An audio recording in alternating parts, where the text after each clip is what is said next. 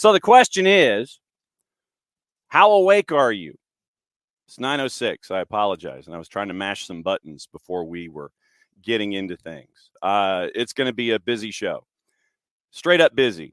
It is going to be Bart when he can figure out how awake he is, and we'll see if Bart is on his second, third, or fourth cup of coffee. Jarrett's here, Maddie Cruz on the ones and twos. Hopefully we can catch up with Jason before practice at Mercedes-Benz this morning for Atlanta United. 10 o'clock, Kaylor Hodges and the Band of Renown from the USL Show joining us to preview that season. 10:30, as always, to wrap up hour number 2 on our Thursdays. We get the Pacific perspective from our buddy Niko Moreno, El Rolo and W from Pulso Sports, and from the Soccer Bar. But I figured as we bring in Bart and we bring in Jarrett, I'm just going to go ahead and, yes, Bart Coffee, definitely, no doubt about it. I'm just going to go ahead and start things off. For those that were not awake, at 1:10 this morning, basically, what were you doing 8 hours ago? I imagine part of it had to do with this, if you were in fact awake, courtesy of our friends at Paramount Plus and CONCACAF. This could end it. Jesse Fleming, the Canada captain, taking on the responsibility of leading this new era in the women's national side. The game at her feet. Save for a third time by Nair. She saved 3. She converted 1. Alyssa Nair has almost single-handedly sent the United States into the Women's Gold Cup final.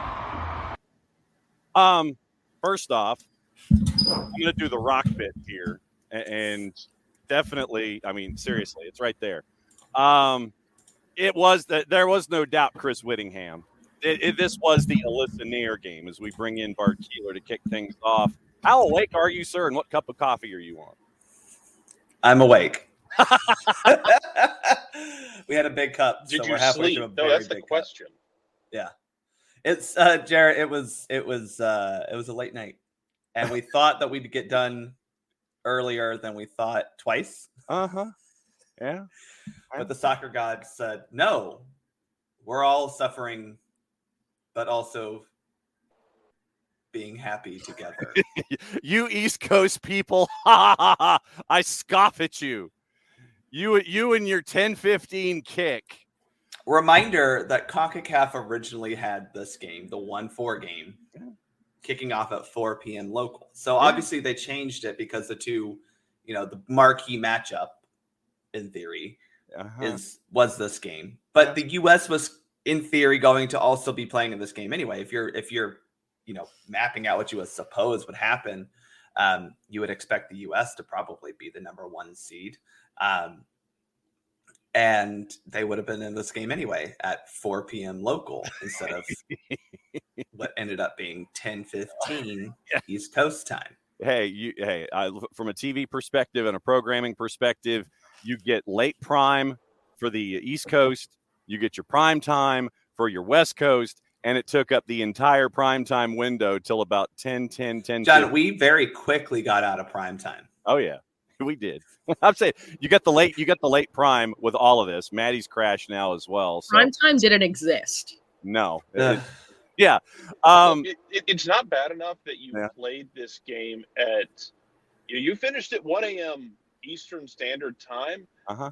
It didn't help that you played the game in a baptismal pool. Which, again, wouldn't have happened had you played this game at the 4 p.m. time slot as it originally had been scheduled. Yeah. So I know Bart and I actually were going back in conversations, and I know that a lot of folks also did not quite understand protocol for determining, okay, can't the ref do something about this? The ref could to a point, and you saw that in the first 3.5 to 4 minutes where the ref looks over at the match coordinator. And this is what you were seeing off screen. So basically, center ref walking up the pitch, otherwise known as the Snapdragon slip and slide, and looks to her left off camera toward the bottom of the screen as we were watching, and basically is trying to prove to the match coordinator this ain't happening. The ball is not rolling. We're not getting anything out of this. And what they affectionately refer to as crap dragon, apparently, in San Diego, because of all of the corners that they allegedly cut to make this stadium. Ball's not rolling. Thing ain't draining. And you could see the captains, Bart, Jesse Fleming and Lindsey Horan, kind of sitting there going, well, we can't really do anything. But match coordinator didn't flinch, and they had to play on.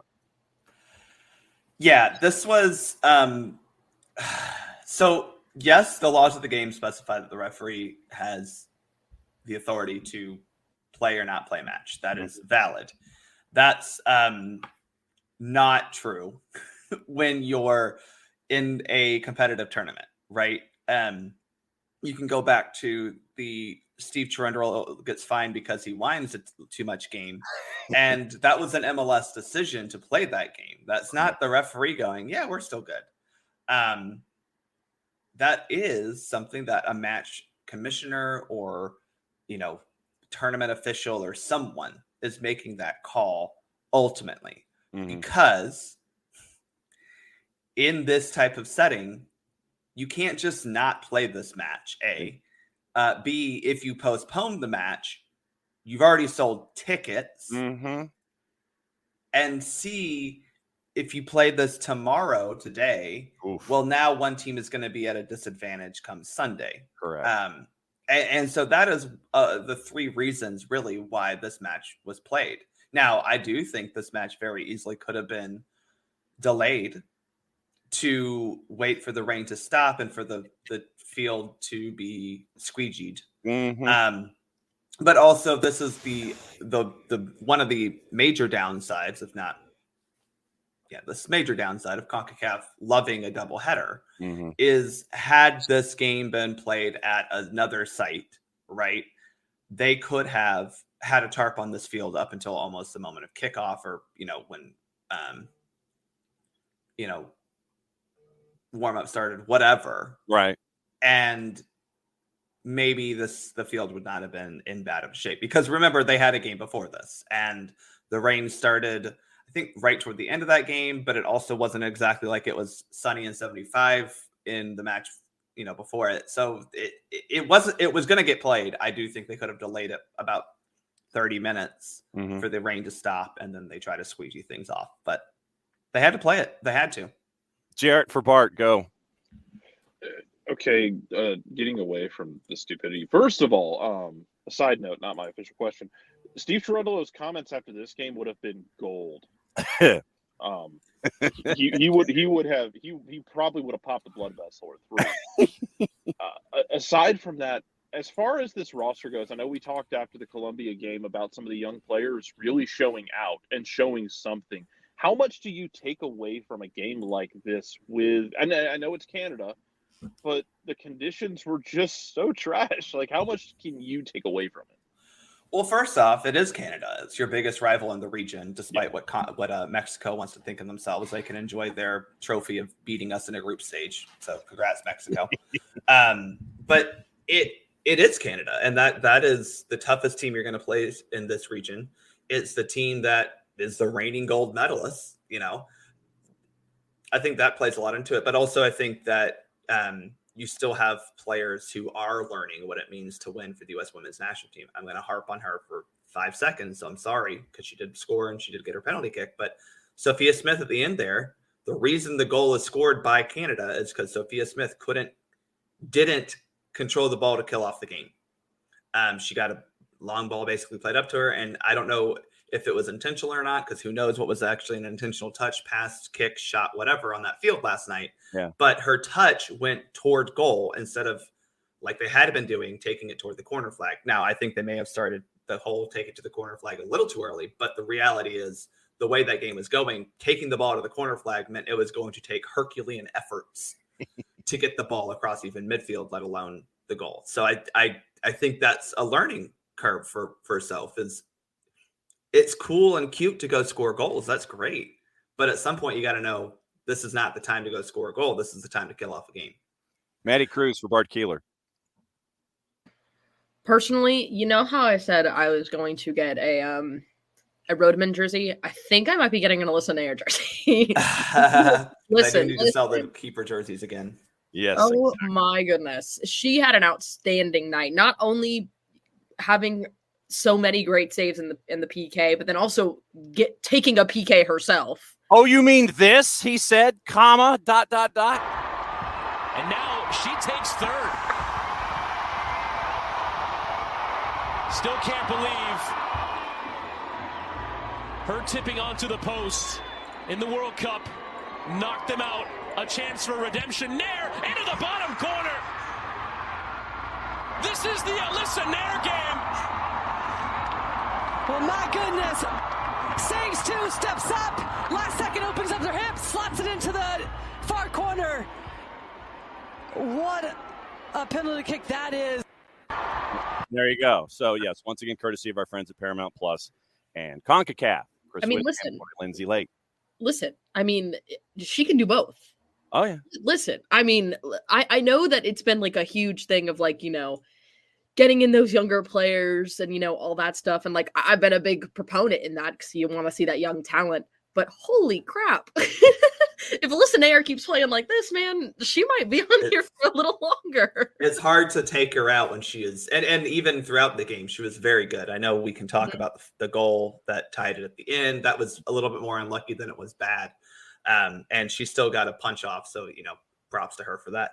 But it was a really good performance from Alyssa because even throughout the game, she was quick off her line when she needed to be. She was not coming off her line when she didn't need to. She was secure. The ball, she caught the ball every time. It wasn't like we were having, balls bounce around. And to be frank, she was playing against the best goalkeeper in the world right now in Kaylor Sheridan and ultimately got the better of her. And I think, again, outside of maybe being half a second too late to that ball at the very end, which I would also say that, maybe her defenders could have helped her out by shielding off the runner a little bit. But that was weird why Fleming is getting Gilles was getting a full-on free run into the box there. But it was a fantastic game from Alyssa Nair, and she continues to show she's always been underrated, but she always rises to the occasion when we need it. And this is just another, listen, if anything, this is karma for the fact that she actually saved the penalty back in Melbourne over the summer. Let's see. So I think Opta came up with the number, and it is in a penalty kick situation. Alyssa Nair has now saved 6 of her last 14. Which is insane. So really 7 of her last 14 because amen, Jarrett. Amen. and go for it, Jarrett. I wanted to ask you a question from a refereeing perspective, Bart, because the game was sloppy because of the field conditions. How difficult is it to officiate a game like that where like players are sliding around? There might be challenges that look bad where there's no ill intent. On a normal field, there wouldn't be a problem, but like they just took off because they hydroplane. How tough is it to officiate that kind of game? Well, I think that it played a little bit of a factor into the decision to not call a penalty against Tierna Davidson. She got enough of the ball first off.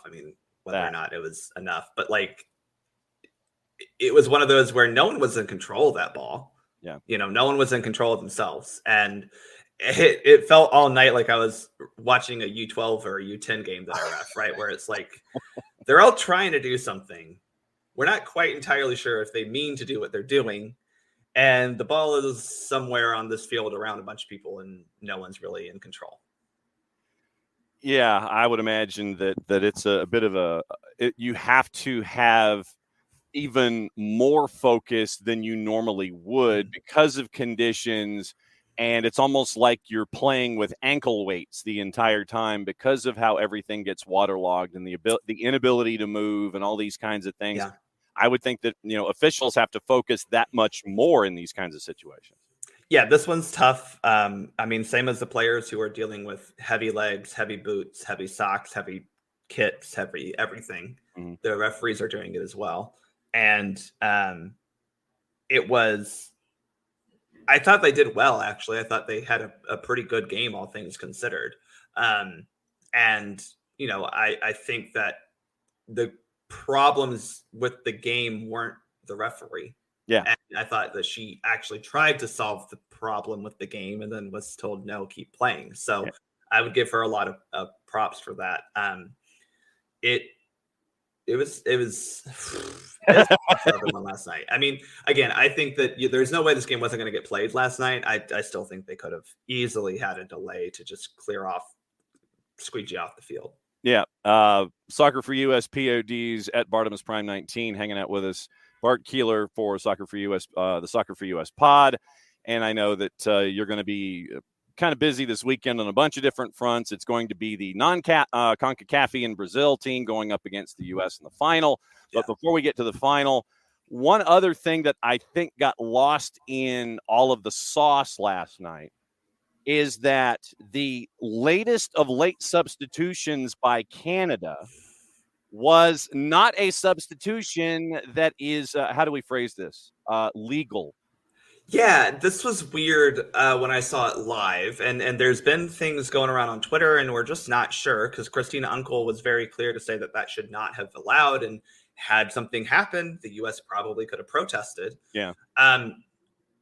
The sub before the penalty kicks is not anywhere in the laws of the game. In fact, it's very clear in the laws of the game that the 11 players, or 10 if you have a red card, or 9 or whatever. Yeah. You know, depending on if you're Lazio playing Christian Pulisic and you wow, like 7. Those are the players who are available to take your penalty kicks. So you do have to get those subs on before the end of the game. I mean, we saw this again going back to the World Cup this summer. That we had to get our players in right before the end. So no, it should not have been allowed. I've read through the CONCACAF guidelines. I've read through, obviously, the IFAB lost the game. And there's nothing in here that would provide for that. And Alex, you may have read it was a concussion sub. There's nothing in the CONCACAF guidelines for this tournament, the regulations for this tournament, that make provisions for a concussion sub, period. Okay. So it may have been. You're right, because the player who was subbed out was the one that Alyssa Nair sucker punched. Yeah. But plowed through. That wasn't part of what was allowed. That's not part of the competition regulations. That's not part of something that IFAB. This is a gray area. I mean, if it is a concussion sub, truly, that's not part of the provisions in the laws of the game. That's not part of the provisions in the competition regulations. So I think that this was probably something that, you're right, they probably thought, oh, it's a concussion, we'll sub her. Yeah. But again, I still don't think it was valid. If anything, you would have just said, well, she can't play, so we're both down to 10 players. Right. Well, also, just to tag back on that, they said it was for concussion substitution. They did say that. Can't find it in the rules where it is. This is from Christina Unkel as well. But the concussion sub, if this is the case, was used after extra time. Right. It was not used during the injury before PKs began. Right. And that's the problem here, is that even if it is a concussion sub, there's no talk about that at the end of regulation before penalty kicks, which IFAB is very clear on how that works.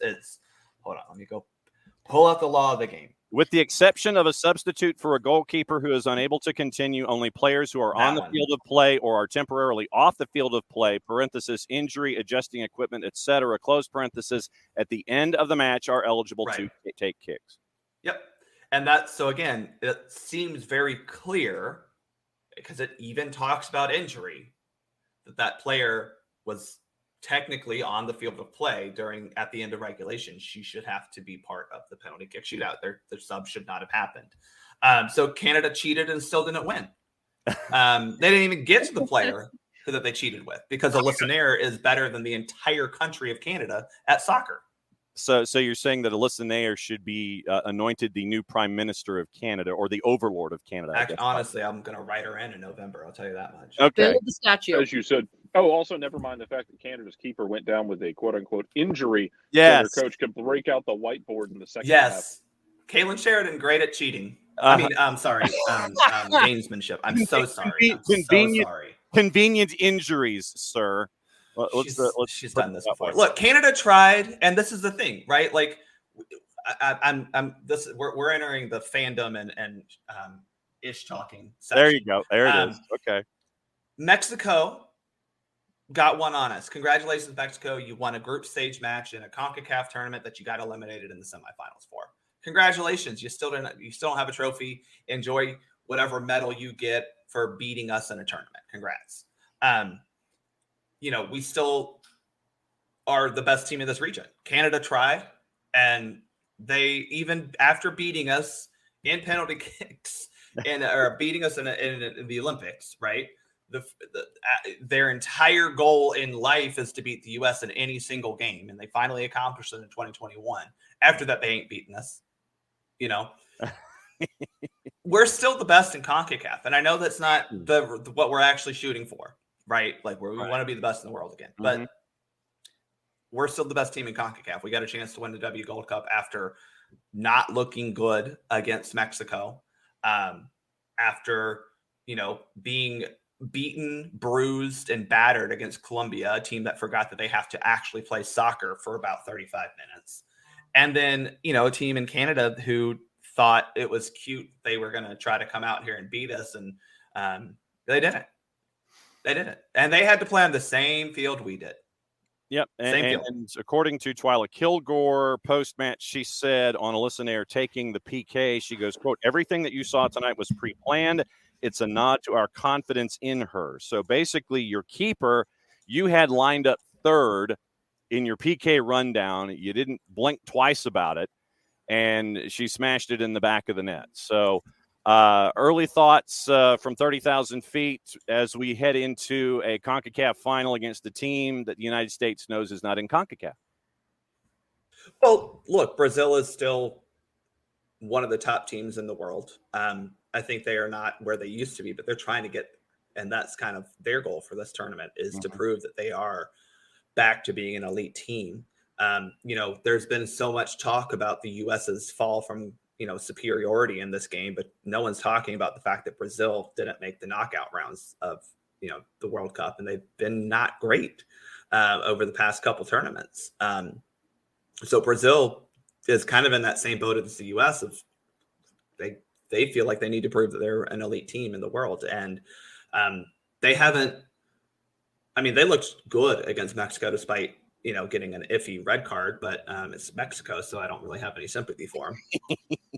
They still took advantage of that. They scored, they put two past them after the red card. They had already scored. They were already winning at the time of the red card. So suck it, Mexico. You still were losing. And sorry, the Mexico fans have been I know. Annoying. This is where Bart straddles the line and he'll jump from one side to the other. Literally, it's that episode of MASH when Hawkeye was stuck inside the swamp and Frank Burns goes, "I can step in, I can step out, I can step in, I can step out, in, out, in, out." And that's what you're seeing with Bart right now. He's stepping in and out of the swamp discussing things this morning. My extensive knowledge of MASH. I'll send you the YouTube clip. I'll send it to you. But no, this is a good matchup because you have the best team from CONMEBOL, also obviously playing the best team from CONCACAF. This is ultimately probably what you wanted. And if you're looking at ticket sales for a tournament that has not been promoted and marketed well by CONCACAF, which that was a question we heard when we talked about this at the beginning, will they promote and market this well? And shocker, CONCACAF didn't. But this is still the matchup that you probably would have wanted because you've got the two best teams in the respective regions and probably the most eyes from the rest of the world watching it. All right. So what are the plans for SoccerForUSPod once you get in a nap?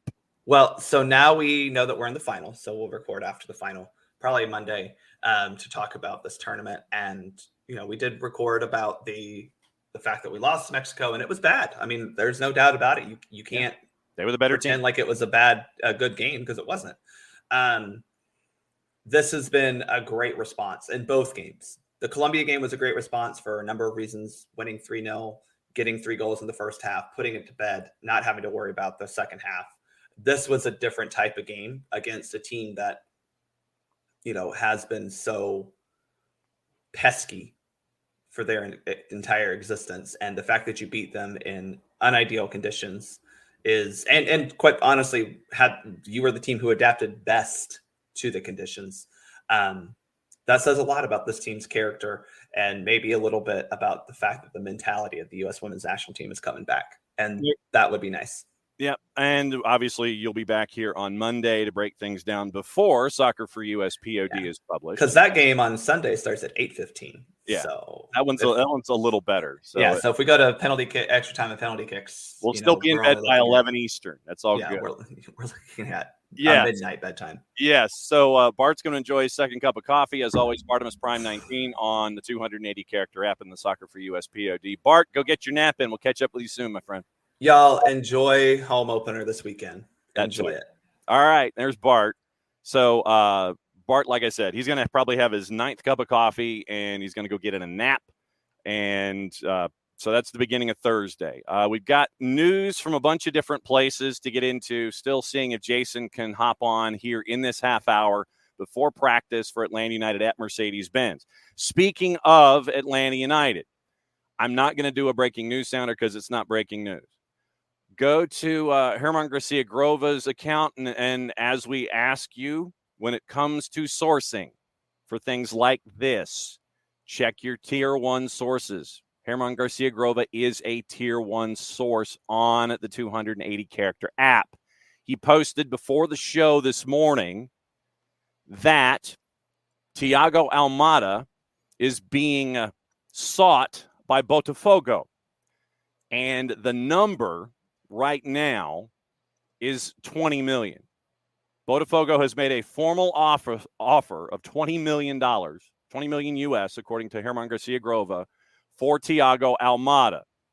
We all know that Thiago Almada wants to go to the next frontier, wherever that is. Obviously, he's still under contract until the end of 26. John Texter, quoted by Grova, "We want it. It's a figure in U.S. dollars. In the future, it'll be worth 50 million euros," said Texter, owner of the club. Texter is not wrong. That kind of a value, he is quite correct when it comes to the value of a player like Thiago Almada. Texter is also co-owner. He's one of those multi-club model guys. Crystal Palace, co-owner, along with Josh Harris and that group. Owner of Botafogo, Molenbeek, and the Olympic Lyon group, Olympic Lyonnais group. So it's OL Feminine, and OL Reign. I don't quite see Thiago being a part of the OL group, unless it's Lyon. But the Botafogo side of John Texter has put a $20 million deal on the table. Keep coming. It ain't going to be 20.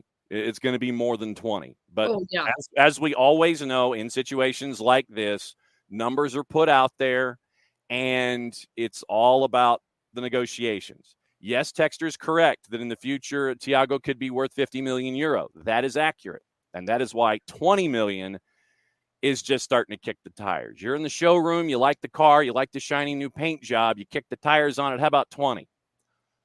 Come back with another bid. So right now, that came out at 8:55 this morning. Obviously, we'll keep an eye on that as we go. And like I said, we know the situation with Thiago wanting to go to Europe, and we went through all of the Atletico Madrid stuff and all of that. So John Texter is now apparently on the table with a $20 million bid for the Botafogo version of John Texter's soccer ownership group.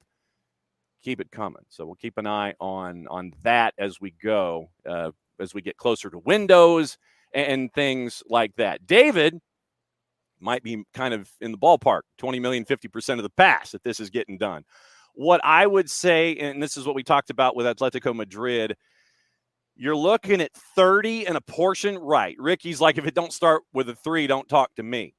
And so I think that Ricky's spot on here. And that's the thing. If it's full and complete, bringing of the pass, if it don't start with a 3, don't talk to me. If you're into the 2s, the lower the 2s you get, the more percentage of the pass I'm going to want to hang on to. So There you go. Yeah. So Ricky is spot on. David spot on as well. Ricky says, did they have the audacity to say in the future he'll be worth 50 million euro and then think he could only offer us 20 million bucks? Yeah. So that was, like I said, that's from Herman Garcia Grova's 280 character exposition this morning, a little before 9:00. So we'll keep an eye on that, obviously. Put a bookmark in Botafogo and John Texter and the 20 million. Dell, I'm going to catch up on hellos. Morning, Dell. Dell was up till 1:30. You ain't the only one, brother. That's why we let off with Bart and his coffee. Morning, Alex. And we do have the update there with Steve Cherundolo. We'll get into that. And we welcome our friends once again on the West Coast who are having their early cup of coffee. They got to watch the match last night in San Diego in real time and got to bed at a decent hour, unlike the rest of us. So morning from Orange County, salute back. Yes. David says he might need an afternoon nap. You aren't the only one. So, yeah, so that's what we're staring at. Now, do you remember this particular moment in time from the weekend? I'm going to ask, and we will see if you remember these words from a particular coach. Steve, difficult conditions to play in. What kind of positive takeaways can you take away from this match and the fight? I'm not sure there are any positives other than we didn't have any injuries. It was not difficult conditions, impossible conditions. An absolute joke that we had to play today. Not safe for the players. One of the worst professional sporting events I've ever seen in my life. I feel terrible for the players. We put them through this. Game could have been and should have been called many times beforehand. In my opinion, an absolute disgrace that we played today. We'll go to questions. Tom Boger and then Josh Gross, please. Thanks for taking the time, Steve. You kind of answered the question I was going to say of whether or not you thought that this game should have been played and what the options are. But, again, you already touched on that, but feel free to expand.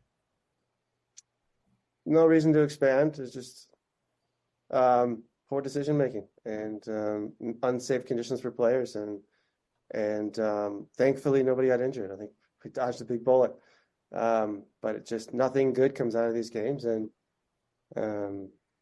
you prepare all week for obviously normal conditions, and you prepare teams with certain tactics. And when it gets that crazy and that unplayable, nothing you do in preparation matters. So I'm just don't understand why on earth we would count a game like that, or even finish a game or play a game.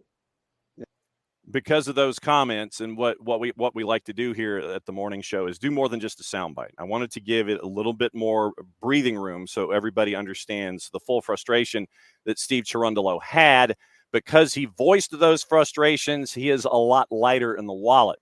Yesterday, MLS announced that he has been fined $10,000 for those comments made following the match. The comments are in violation. This is from the league and league communications. The comments are in violation of the league's public criticism policy. Literally, the headline is MLS finds Steve Cherundolo for public criticism. Violation of the league's public criticism policy. Steve Cherundolo is now $10,000 lighter for basically that minute and a half of content. So, like I said, we talked about it, and we went over the notion that, Salt Lake scored 3 times in the same conditions.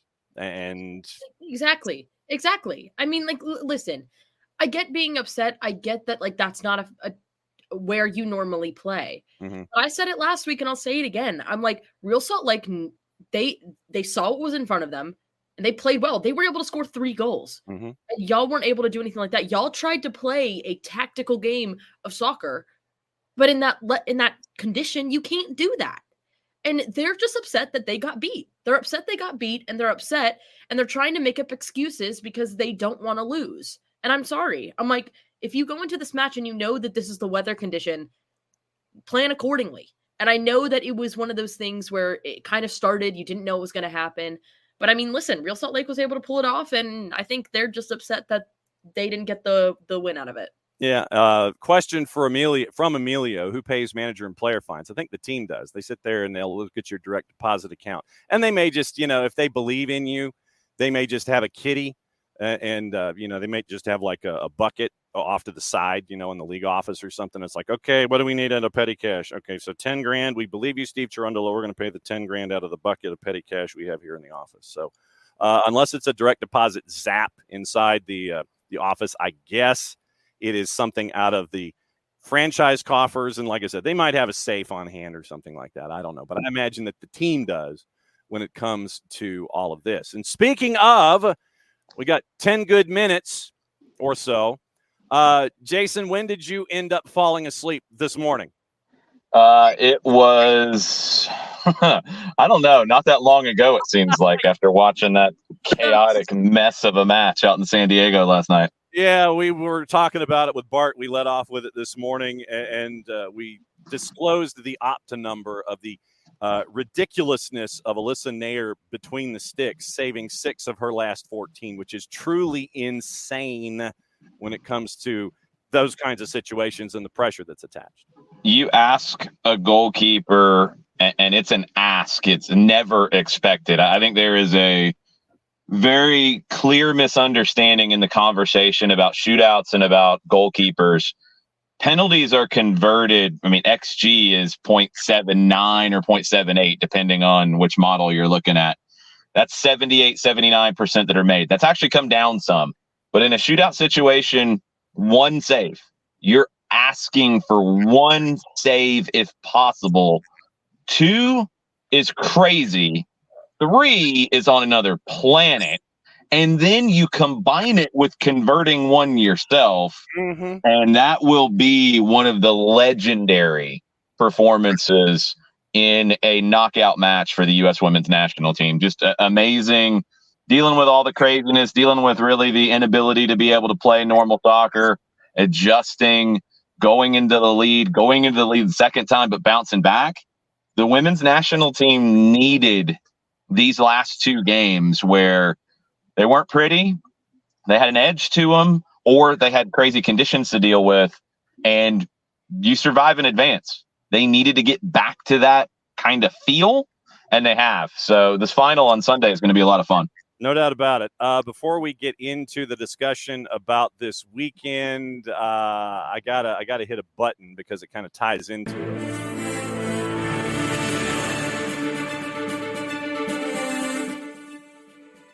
From our friends at the New England Revolution, and this was announced before the show started. Well, technically, as the show was going on in the A block. New England Revolution captain midfielder Carlos Heel has signed a multi-year contract extension guaranteed through 26, with an additional 1-year club option for 27, continuing to occupy a DP slot on New England's roster. And they go through all of the stuff that he has accomplished while he's been in New England. You include quotes from both Carlos Heel and from Kurt Onalfo, and a third paragraph from head coach Caleb Porter, continuing with more things that he's accomplished. So the Revs have re-signed captain Carlos Heel through 26 with an option for 27 as we get ready for the weekend. Yeah, no surprise there. The biggest thing about Carlos Heel is he didn't have to play last night for New England. So was able to sit on the bench, watch a comprehensive win, not have to play. And that comprehensive win maybe changes the expectations a little bit when you get to Saturday, because it's always a street fight when you go down and play Alajuelense in Costa Rica. But with a 4-goal cushion, it gives Caleb Porter a little more license to play his primary guys on Saturday against Atlanta United and rotate more on Wednesday. You still want something in the tank in case things get crazy from your top guys, but I would have wondered if Carlos Heel would have played on Saturday. After not playing last night, winning big, my guess is he starts on Saturday. Maddie Cruz for Jason Longshore, go. I completely agree. And I think one of the biggest things that we kind of talked about on Monday, like going into this New England game especially, is how it would fare out, especially with how compact their schedule was. They played last weekend. Now they played yesterday. And then they're coming back in a 3-day turnaround, having to fly out again to Atlanta. So do you expect that there's going to be those tired legs even with that rotation? Do you expect there to be some kind of lag there? Or they haven't won yet. Do you think that they're going to come in hungry for a win here at us against Mercedes-Benz Stadium? I mean, I think it's both, honestly. Like, I think they're going to be very hungry to get something out of an MLS match because that's been a struggle for them, along with all the other CONCACAF teams playing in league play. It's just, we've seen this, done this. That book's been written many times over the years. But you can't deny the heavy legs, and they've done everything they can do to deal with it, and they'll manage it as best as they can. But facts are facts, and they've played a lot of minutes, and you can rotate guys around. They still played more minutes than Atlanta United, who is chomping at the bit after not playing last week to get back onto the pitch. So nothing changes for me, even after the result last night, outside of somebody like Heel. I think they're going to come in and they're probably going to struggle to get going a little bit. We saw that against Toronto on Sunday. But then once they get going, they'll be fine and they'll play to the level that we expect New England to be, which is a very good team. But then late in the game, and I don't know where that mark is, and it depends on kind of the rotation that we see, you're going to see guys look very tired because they will be very tired. So for me, for Atlanta United to get back to the five stripe side of it, you've got to start fast, start strong, get something out of the first 15, 20 minutes, ideally. And you've got to be ready to use, I think, really use your bench. And the good thing is everybody's healthy right now, at least to varying degrees. Use that bench late to bring on fresh legs to run at New England's tired team at that point. When you look at Atlanta United, obviously, match week 1, they get a week off. Now they're getting ready here in match week 3. What has it been like for you when you've been at practice and you've been watching them in the bye week, getting this extra time to have all the new faces continue to integrate into what Gonzalo Pineda and the staff want to do? Yeah, I talked about it on Atlanta Soccer Tonight on Tuesday. I think seeing that session Tuesday morning, we got to see the whole training session. There was a good level of intensity and communication was good, lots of talking, but you had the session finished with a series of 7v7s and it was intense. And the stuff like, I'm sure everybody who follows players and follows the team on social media, you see the pictures of the winning team after these kinds of activities. And you know, it's fun and it's something, you know, that you'll do at the end of practice, maybe talk a little smack, maybe point some fingers. You want those pictures, but it's also like, it's a little bit of a motivator. And when you get into these kinds of weeks where it's an awkward start to the season, you play and then you have this time off not playing, the intensity has to stay high in training. And sometimes that's hard to do. I think Gonzalo Pineda and his staff have done a really good job, from what I saw Tuesday firsthand, of keeping that intensity as high as it can be, match week style. And I like where they are. You got to perform now. So what it comes down to is you've got some advantages coming into this game on Saturday. You've got to take full advantage because New England's got more miles on their legs right now, and you don't. And you have to use that to your advantage. And that's what I was...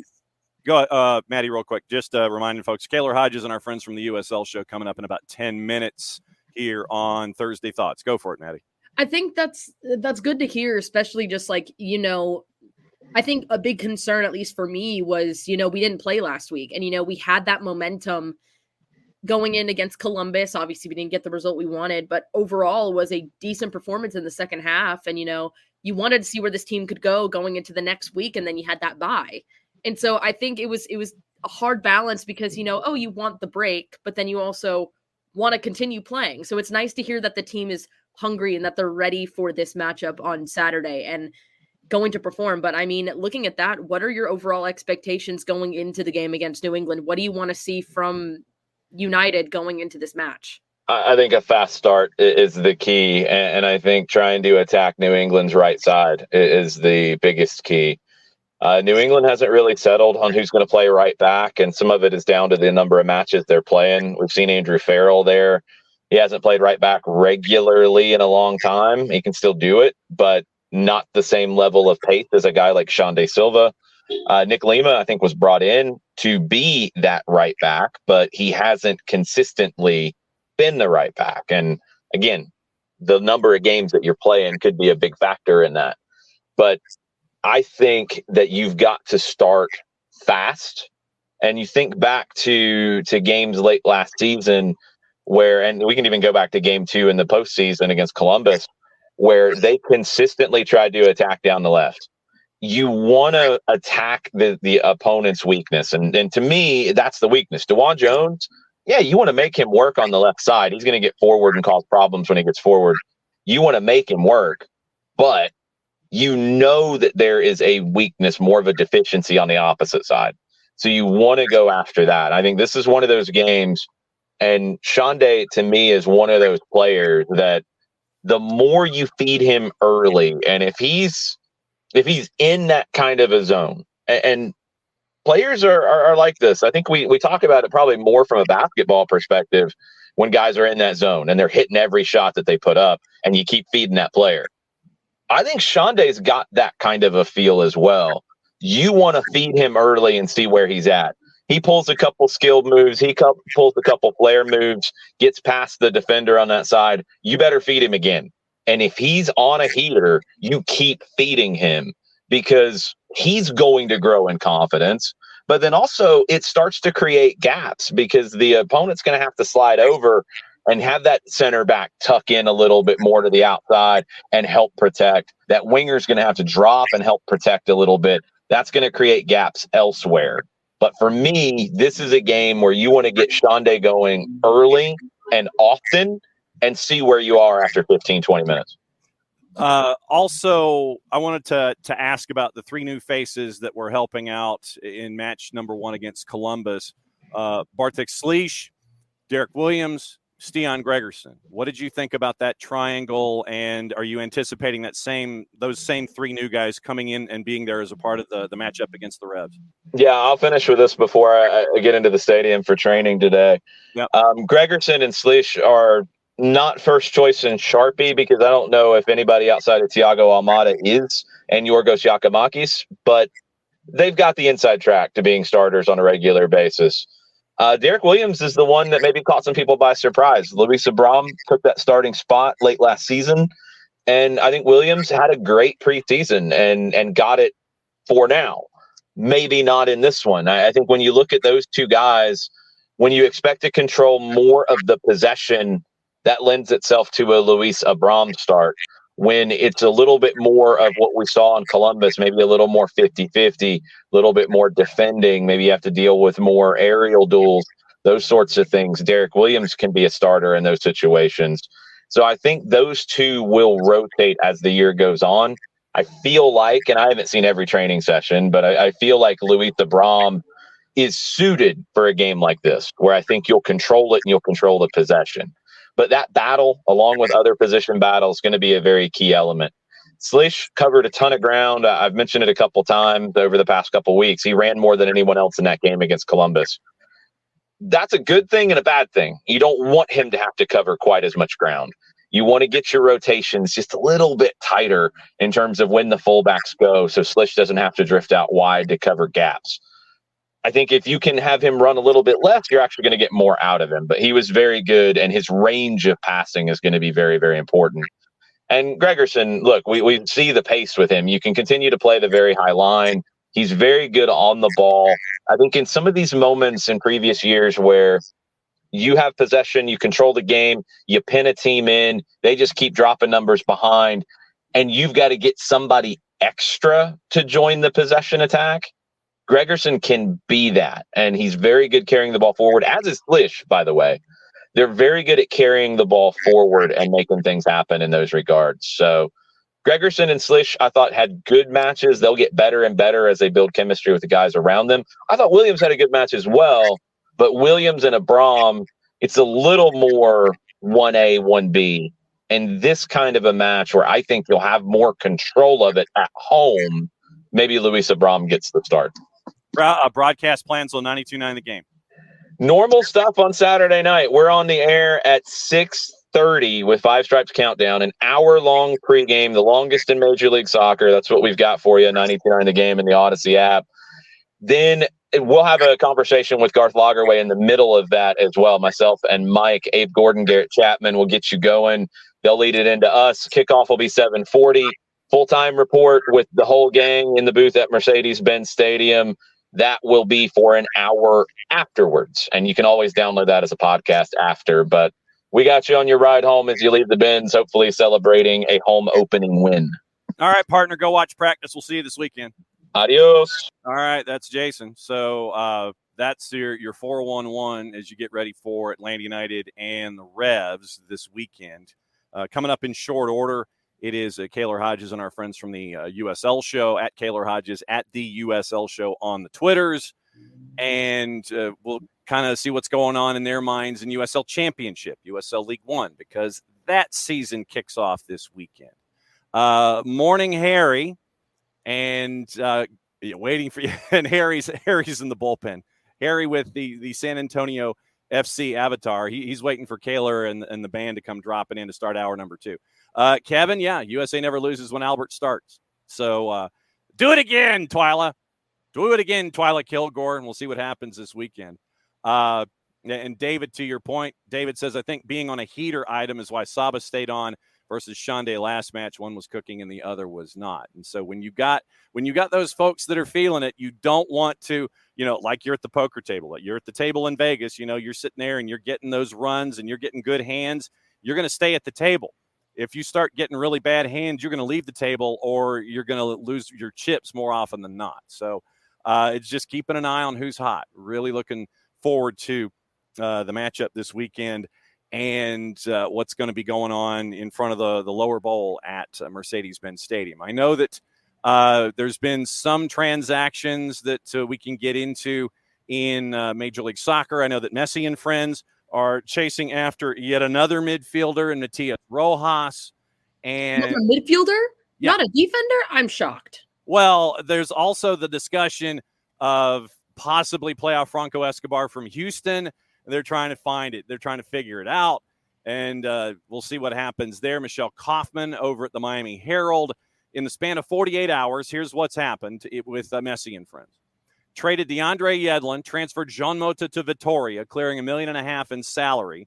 Also received that lovely number of $172,799 in general allocation money from Cincinnati for Yedlin and a reported $350,000 transfer fee from Vitoria for Mota. Gregory, remember, went to Botafogo. Goes back to our early story in the 930, unloading his $961,000 plus salary, excluding Messi, Busquets, Jordi Alba. Gregory, Yedlin, and Mota were the 3 highest paid players remaining on the roster from last year. Their departures clear roughly $3 million in salary, which will be most likely used to buy new players. One of them is Rojas, expected to sign in the coming days. At least one other player could join. That's why I mentioned playoff Franco from Houston, in addition to Rojas, because the transfer window, the primary transfer window for MLS, ends April 23rd. Rojas became a free agent, and that's why you can do this after leaving Corinthians in Brazil due to a contract dispute over unpaid wages, much of it in image rights. Cesar Luis Merlo, another Tier 1 source, was the one to report the news. Reportedly in talks with Boca Juniors and Liga MX sides, but chose to sign with Messi and friends, where he'll play alongside Diego Gomez, his teammate on the Paraguayan national team. Left-footed attacking midfielder, 3 assists in 30 matches since joining Corinthians. Before that, he was with Cerro Porteño, Lanús, Racing Club, and with our friends at Defensa y Justicia. No word if he was with our buddy Becasese and his fantastic flow on the touchline. 14 roster changes for Messi and friends in 2023. And right now, after the CONCACAF Hemispheric Extravaganza tonight at Geodis, they get a little bit of time to do that, and then they go back to Chase Stadium to chase around Montreal on your Sunday. It is now 10 o'clock. 10 o'clock Eastern time, and that means that Kaylor, who is feverishly trying to hydrate and make sure that everything is okie dokie and copacetic, Kaylor Hodges drops by, and it is now time for Kaylor to hang out with us for the first time here for the 2024 season. Good to see you, my friend. I mean, technically twice if you consider the live show. Well, true, yes, the live show. We're talking the morning show and the at USL show normal slot. This is the first time as we lead into the 2024 season that you're here to talk about stuff. What's it been like in the off season at the USL Show and there in Birmingham, getting everything ready for the 24 season? And as you know this, but for people who are not into the whole content creation thing for soccer, preseason is the worst because there's just so much to plan, and it all stipulates around this could happen. Maybe we'll find out. And I don't know. It's been a blast, though. We've had a lot of great stuff come out. We've released for the Glove of the Games a lot of kit season stuff, and we just have our USL Championship and League One previews come out last week and yesterday. So a lot of good stuff. Just excited for projections to become reality and for us to all be wrong. Yes. Well, you're talking to the wrong guy if you're talking about stuff that's wrong, especially with me. When it comes to the biggest storylines in USL Championship from the off season, as we get ready for kickoff of the 24 season, what were some of the bigger storylines that stuck with you and the guys there at the USL Show? Las Vegas. Yeah. I mean, Las Vegas has actual investment, and they're putting together an actual roster. Like, it seems like something so simple that should have been done a long time ago, but they didn't. That's the one thing that we're excited about. I think one other thing that we're kind of ready to see is just the East is a slog. Mm-hmm. I think other than one team, the Miami FC, there's 11 teams you can talk yourself into making the playoffs, and there's about 8 teams you can talk yourself into home playoffs. It's ridiculous. The West is just as strong. You look at your Sacramentos, you look at your San Antonios, even your Phoenixes to an extent, El Pasos. It's just as strong on the West, but the East from top to bottom just looks like it's going to be a bloodbath. And you end up with something. I mean, I thought you were going to talk about Hartford as one of the teams that was not going to be a part of the playoff discussion, considering their history. But they've got Nick Sakevich now in the front office, and they seem to be at least making the right strides heading into the season. Obviously, since they haven't played a game, we can't sit there and talk about that. But Hartford Athletic, I mean, they're a team that's going to sit there and go, okay, we're changing things around. We know what happened last year. Got some front office folks in, and now we're making some other changes. I thought you were going to mention Hartford and not the Miami FC. No, because this is the first year I think I've ever believed in the Hartford project. Really? Okay. Because last year they said, well, in 2021 or 2022, they said we have a really, really good attack and a really bad defense. And going in 2023, they said, what if we bought more attackers and didn't get any good defenders? That was just kind of their idea. And if you have watched Hartford matches, they were all like 5-5. They were fun unless you're a Hartford fan. And they all kind of fell apart. This year, they have a really good defense. They have good attackers. They have good midfielders. There's a lot of things to believe in. I think your question is, does the Hartford stink leave them? Does the Hartford stink leave?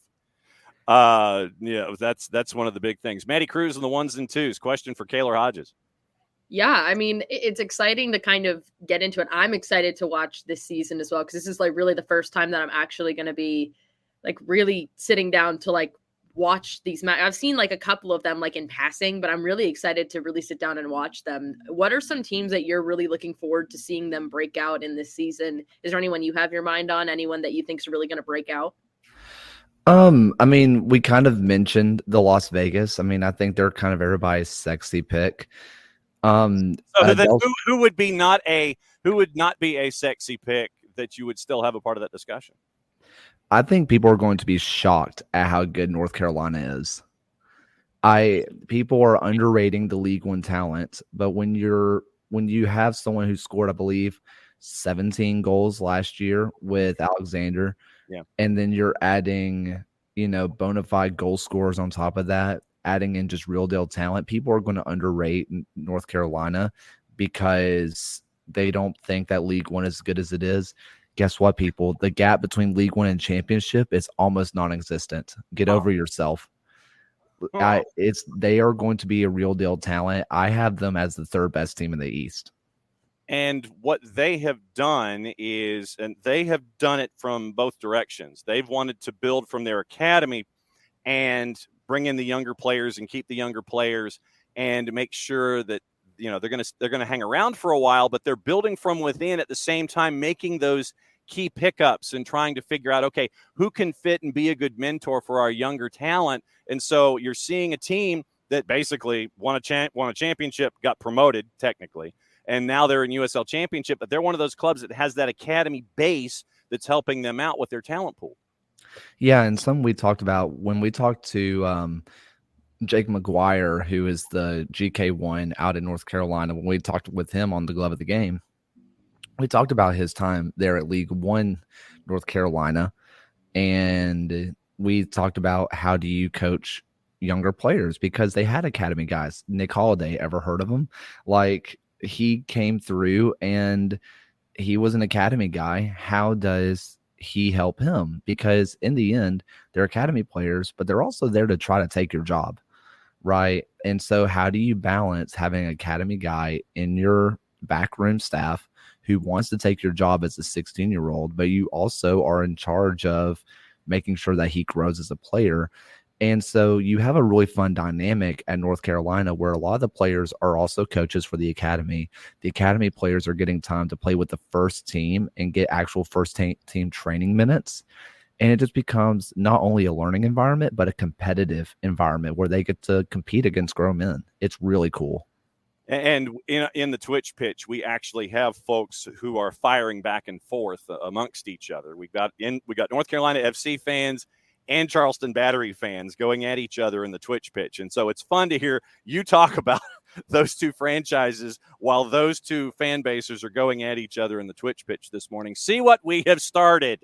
It's amazing what happens when you have cannons involved with goal scoring. It's amazing what happens when you have Del Schaefer involved, because there's always cannons there. Chaos. Absolutely. Maddie, go for it. Well, I have two questions for you as well. I'm getting the opportunity to catch up a little bit with Knoxville's head coach, Mark McKeever, later today. What is something that you would want to know about that squad going into this new season, especially for League One? We did our USL League One preview last night. I want to be, what was the plan? I kind of hate to say it, but they might have had the worst offseason for League One teams. Oh. And there's a part of you that wonders, hey, the players that are coming back, do you expect them to be used to the league? Because they brought a lot of players who were championship players, and maybe they underrated the league a little bit and they got punched in the mouth a little bit. Maybe they're banking on some step ups, but I don't see any improvements for this One Knox team. And this is a One Knox team that didn't make the playoffs last year. I want to know what the plan was. If it was, we expect guys to take some steps forward, or maybe I'm just underrating the players they brought in. Absolutely. Second question, Maddie, go for it. Second question. Listen, you're in Birmingham. Mm-hmm. So you need to tell Jay. Here we go. I just promised this jersey. Mm-hmm. I've still heard nothing about it. All I want is the jersey. Jay Heaps, if you're listening, love you. You're great. You're phenomenal. You're a great person. Yeah. Love you so much. I'll send you my address. Oh, boy. For the record, I have talked to Jay, and Jay is working on it. And so now both Kaylor and Maddie are looking for the Lady Electras. And by the way, I give Birmingham full credit. That is a hell of a jersey. You did some fantastic work with that. And I also, since Maddie mentioned One Knox, I'll give One Knox a boatload of credit for the Sunsphere jersey. I like that. Oh, it's so good. I like that Sunsphere jersey. I really do. And that nod to the World Cup, the World's Fair of years past, where you go up the Sunsphere and you have like overpriced skinny portions during the World's Fair. I was there. I have the Ringer T-shirt buried someplace. I know it exists. Kefty says that Birmingham is in trouble. I don't know if that is meant because of the desires for the Lady Electra jersey by the folks here on the show, or in general with what the Legion may or may not be up to. What's your thoughts about your hometown club this year? They've changed their tactical approach a little bit since you saw them, or maybe it was just because of the team that they were going against. But their latest friendly against Chattanooga FC, I walked away saying this team is weird in the best way possible. Okay. They have a front, they have a back three and a front four attack. So it's like a 3-3-4. Okay. And you have one holding mid and then two guys that are pressing forward. So you essentially have a 3-1-6 whenever you're in possession. Okay. And it looks bizarre. And it is a bizarre thing to watch. And do I think that they have the talent to compete at the top? If you look at names on paper, sure. Mm-hmm. Do I think they've made enough changes to really push to be a top 4 team? I don't know. But I also think they're going to win a lot of matches based on being weird. Because, like, I watched them and I was like, I've never seen anything like this before. And I think a lot of teams in the USL are going to be experiencing the same thing because it's 4 fast technical players up top where the whole goal is screw it, they're down there somewhere. And when you have 4 of those people, that's hard to keep up with, especially when they're super technical players. They're going to win games off being weird and having good talent. Are they going to be top 4? I don't know. I want to believe, but they're going to be interesting and fun to watch. Dell wants to know if you're broadcasting live from jail, considering your backdrop. And Harry says that you're always creative. You always have creative backdrops from the old school hotel background to a brick wall. And then Harry does qualify it by saying you are, in fact, the best. But are you broadcasting live from jail this morning? My contractual obligations at the school I work at makes me say no. I haven't had time to decorate behind me. See that we got to work on that. What do you think? You got a new club in the Eastern Conference this year. New club, period. I mean, we can differentiate from new club in the Western Conference because Memphis 901 is going from east to west. We had Stephen Glass on the show about a week ago. And you've got Rhode Island FC with our buddy Michael Parkhurst and Kano Smith, the head coach. They're building the facility. They're building the stadium, and it should be ready for next season. They're playing at Bryant this year. What are you anticipating from RIFC in year 1 of their existence in the Northeast?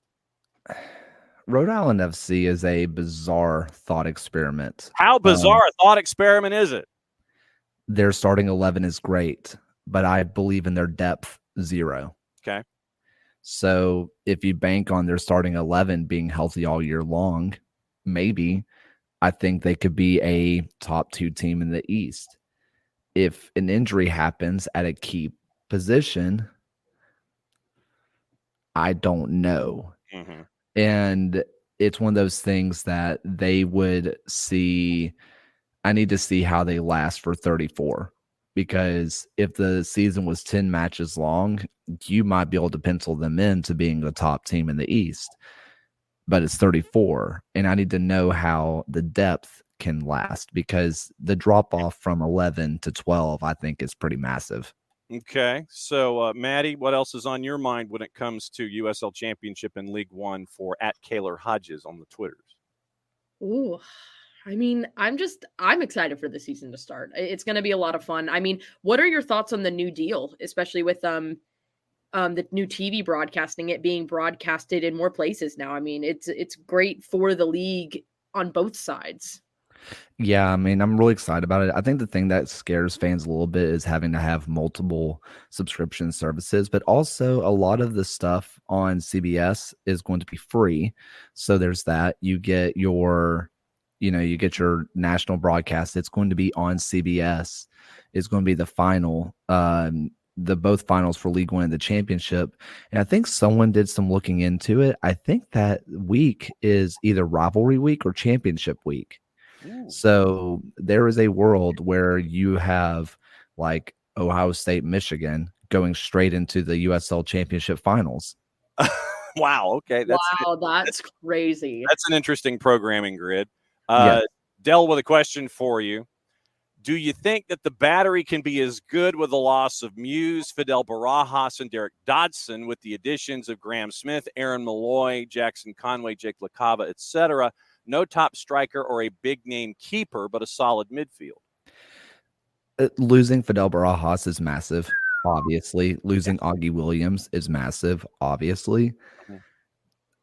I'm going to go ahead and apologize to Trey and his father, but he was just okay last year. Okay. He was just okay. And I think if you get average goalkeeping output out of what you have there, you just made a lateral move. Like, I wasn't impressed by Trey Muse. That said, Aaron Malloy is ridiculous. If you haven't watched Aaron Malloy, he might be the best midfielder in the league. Mm-hmm. I am a big Conway fan. LaCava, the Jake LaCava fan club starts with me. I love that guy. I think that he is a real deal talent. I think that he's super impressive.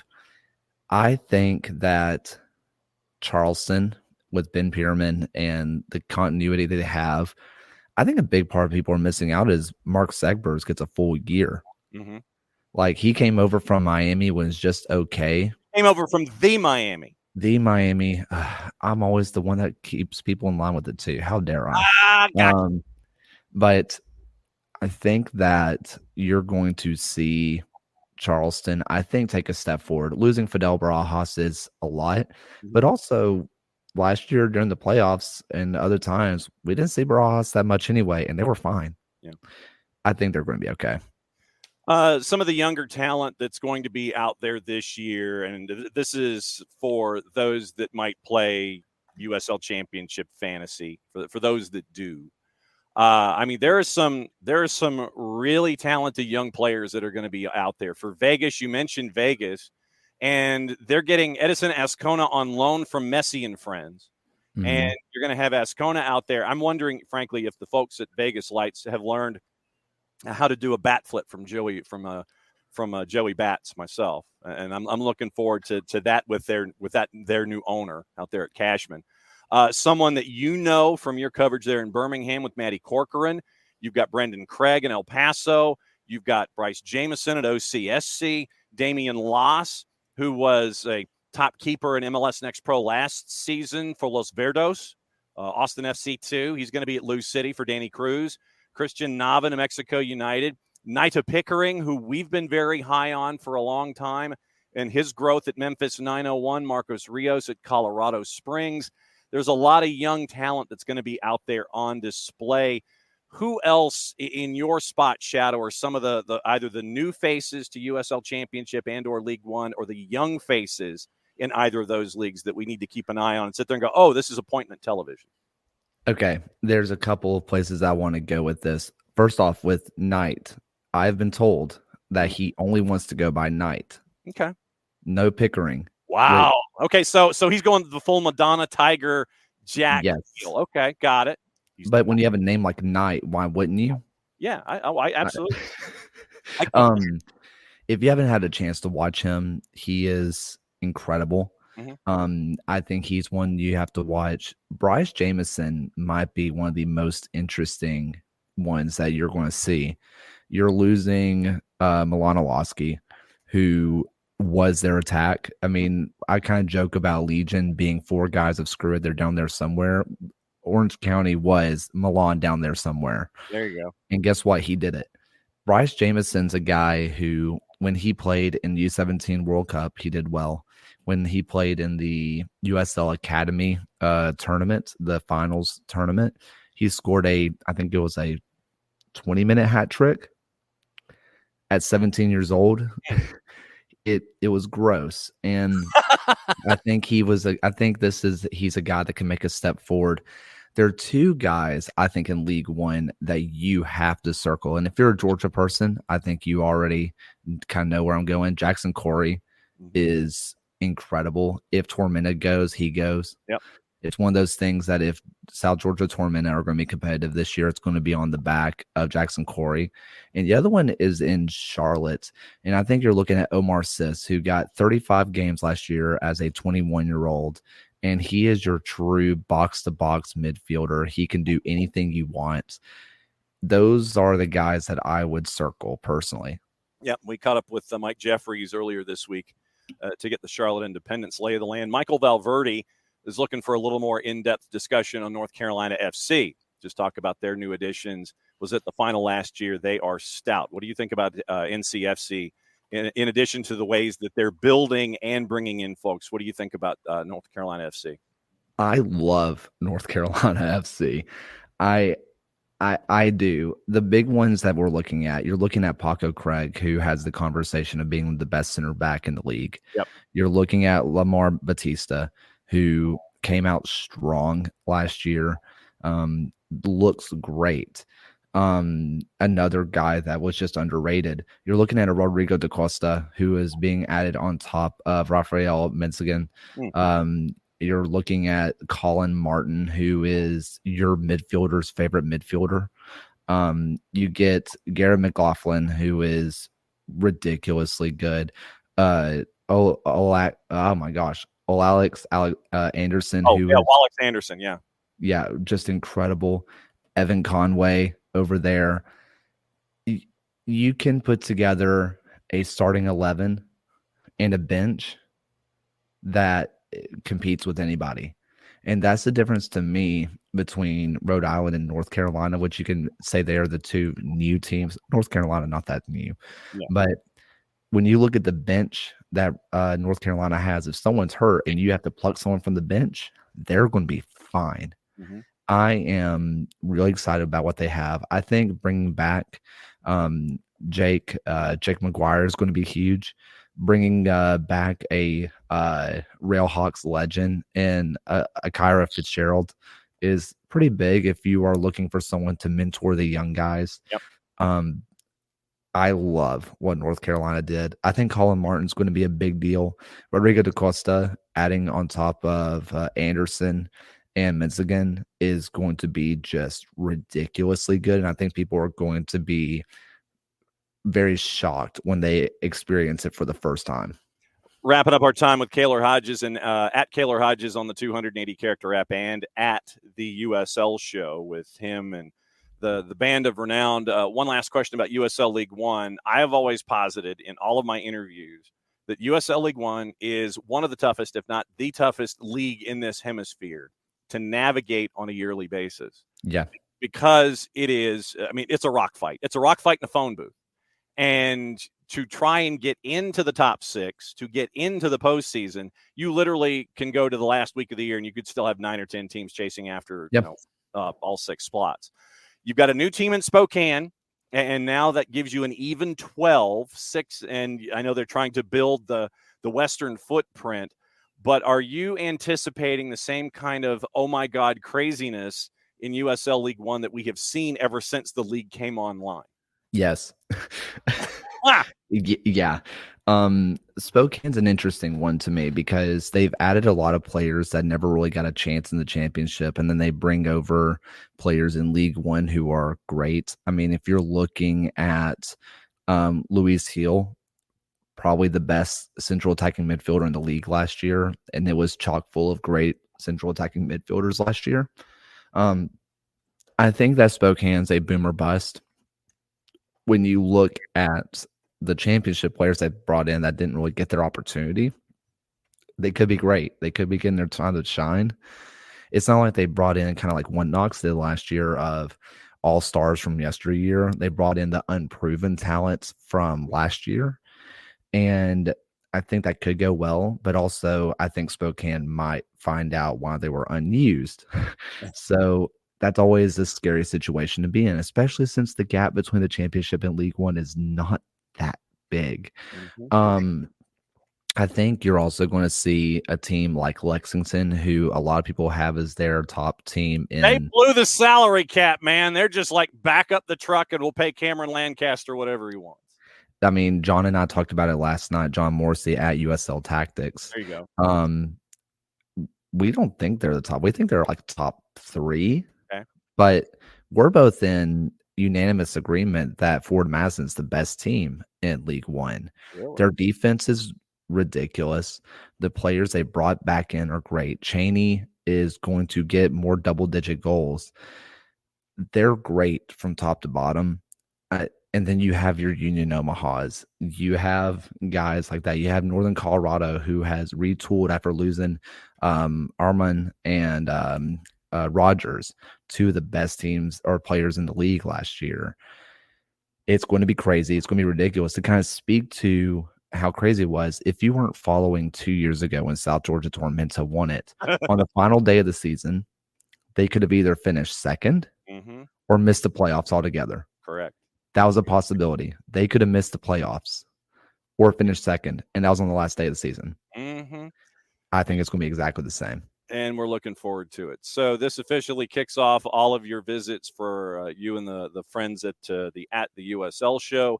So if I'm looking at my calendar, that means the last Thursday of the month is in 3 weeks. So on the 28th, sir, you and your merry band are invited back, and we'll take a look at the first couple of weeks of the season. Go ahead and hit all the plugs and what folks need to listen to and watch. At the USL Show on Twitter or Bird X, whatever it is. You can get on there on YouTube and also all your podcasting streaming services. We have a kit season show, which is all about rating the kits and stuff. We've done interviews with all sorts of manufacturers, the Yaza, Hummel, Capelli's coming on soon. We're getting all the manufacturers to talk about kit design, how that works. That one's fun. For the glove of the game, this is the one that is the one that's close to my heart. It takes a professional goalkeeper, and we walk them through one of their best matches and have them break down every single touch they had on the game. So we talked to Jake McGuire, and we walked him through his match against Birmingham Legion last year, where he had, I think it was 9 saves, including a penalty save. I mean, and we talked, and he talked through every little detail of why did he play this pass? Why did he boot it out as opposed to playing it short? How did he see a certain ball? We did the same thing with Amal Knight from Lexington. And now with the season starting, we're going to be taking some of the best performers from the week and going forward. And then just the standard show, the USL Show, the flagship. It's good stuff. John Morrissey, Alan Underwood, Ryan Allen, Phil Bakke. I think, did I say John Morrissey? Maybe I did. Yeah, you did. Those guys, they make me look smart, or they make me look dumb. One of the ways. I don't know which one that goes, but I mean, it's some of the best crew around to talk about the USL. And if you want to follow more about it, specifically follow those guys, but follow the USL Show as well. What he said. Kaylor, please continue to hydrate. Dell is asking that you get a haircut. No, because last time I did, he bullied me. No. Okay. Not happening. So there will not be a haircut by the time that Kaylor comes back in 3 weeks. Kaylor, my friend, thanks for taking the time and stepping into a room in your rounds of education and taking time to hang out with us. We'll catch up with you in a couple of weeks, my friend, and we'll go through everything in the championship in League One. See ya. All right. Kaylor Hodges. And Maddie, you're kind of busy too because you got like interning stuff to take care of, right? I do. I have interning stuff, which is always fun. Yeah, so Maddie is going to get prepared for her meeting, and so tonight, let's go ahead and tease it. 5:30 and 7:30. It is a Great DeKalb County matchup. It is Clarkston and Druid Hills, and it's over at soccerdownhere.mixler.com. 2 great teams in Quad A, both top 10s, and it's going to be back-to-back nights of us doing stuff tonight in DeKalb County, tomorrow night in Hushton for Collins Hill and Mill Creek.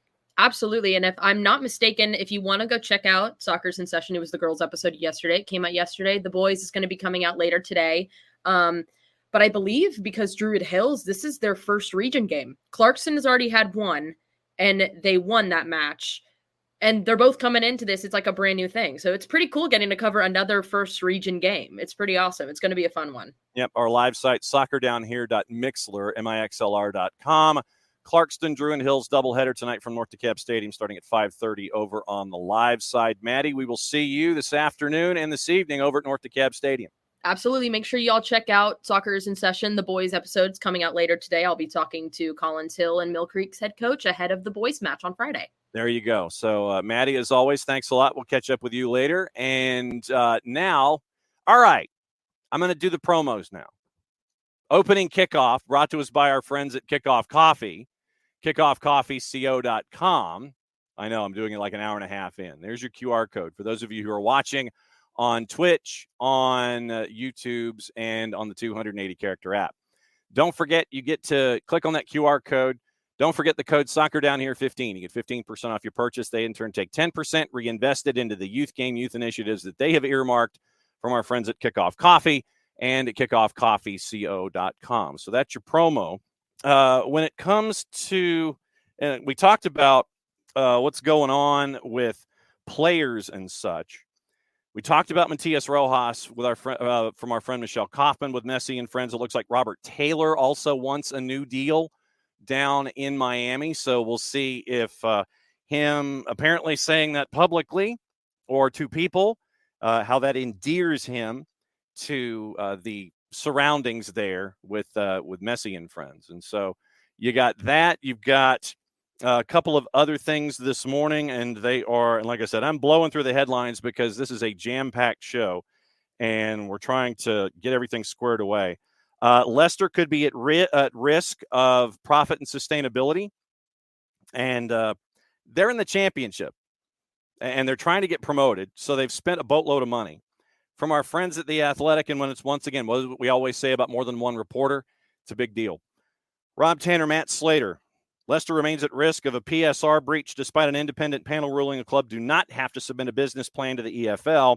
In November, Leicester were predicted to be on course to exceed the permitted losses of £83 million over a 3-year reporting period by the Financial Reporting Unit.